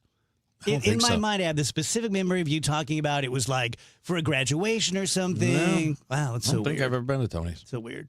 Who I think else I've been did to we El lose Lago this though. year? There was a place in U City called Asador del Sur. Did you ever go there? Yeah, kind of by Manhattan Cafe. Whiteout. No. Who am I thinking? I'm thinking of Brothers Yeah, Ferrer. Yeah. You're thinking of Bistro de Florazon or Barley Fer. This is Asador del Sur, and this is a South American restaurant. One part of the couple is from Uruguay, the other one's from Ecuador, so they had that kind of thing going for them. But that's the place that burned over the summer. Oh. And it was a big, huge fire. And really, this charming couple, they're just the loveliest people. And she was just shaken. He was too. And, will this place come back? They say yes, but you know how it is with these insurance companies. It's sometimes years before. Yeah. They're in no hurry. No, nobody's in a hurry. And then, so you come back, just is the bloom off the rose 2 years later? Probably. It's just hard to keep the momentum going. So how are things in the Del Mar Maker District? It's really interesting. Improving, let's just say improving, I think. And they're still very desperate for business because a lot of their infrastructure, a lot of the people that live in the Maker District don't live there anymore. So it got to be a little dicey there. But the interesting part about that is Ben Poremba, who, is kind of single-handedly put the Del Mar Maker District on the map. If you remember, he closed his 3 restaurants in Botanical Heights and said, I'm moving them all to the Del Mar Maker District. Where? What? and everybody thought he was crazy, but he did the same thing in Botanical Heights. He started with nothing and built this little mini empire. So he opened a place before he even moved these 3 restaurants. He opened a place called Esca, and I remember us talking about that. And I think that was like the coolest restaurant of the year of whatever that was, 2024. And so, yes, he goes, I did Esca just to kind of make a big splash, and we're going to bring back, Elia and Olio and Nixta, and then the tornado hits, and it's like, uh-oh. And one of them destroyed the building that one of these places was going to be, and I thought, oh, this is not good. And I called him the other day when I did this most anticipated. I said, well, I almost hated to ask. Right. What are you going to do? What does it look like? Are you on the list? You're not on the list? Yeah, exactly. Should I put you in or not? He goes, oh, no, not only are we on the list, we're going to bring back Olio. That was the one that was in the gas station. Uh-huh. And there's a gas station there that looks just like it. It's going to be perfect. He's going to bring back Elia, which was the fine dining restaurant. And he said, this will be like no other restaurant the city has ever seen. And I go, God, good for you. And he goes, oh, not only that, we're going to do another restaurant. We're going to do a little pizza and kind of a wine bar restaurant called Esca Vino and Spuntino across the street from Esca. And he's going to announce another restaurant in March. So he's just got his foot way on the gas. I have so much respect for guys like that. I do too. I mean, it's just like, he will be the savior of the Del Mar Maker District. And without a guy like that, I don't think it would have come back like that. This is 4 new restaurants coming in 2026. Very cool. Thank Happy you, New Ben Year, Poremba. buddy. Yeah, thank you. See ya.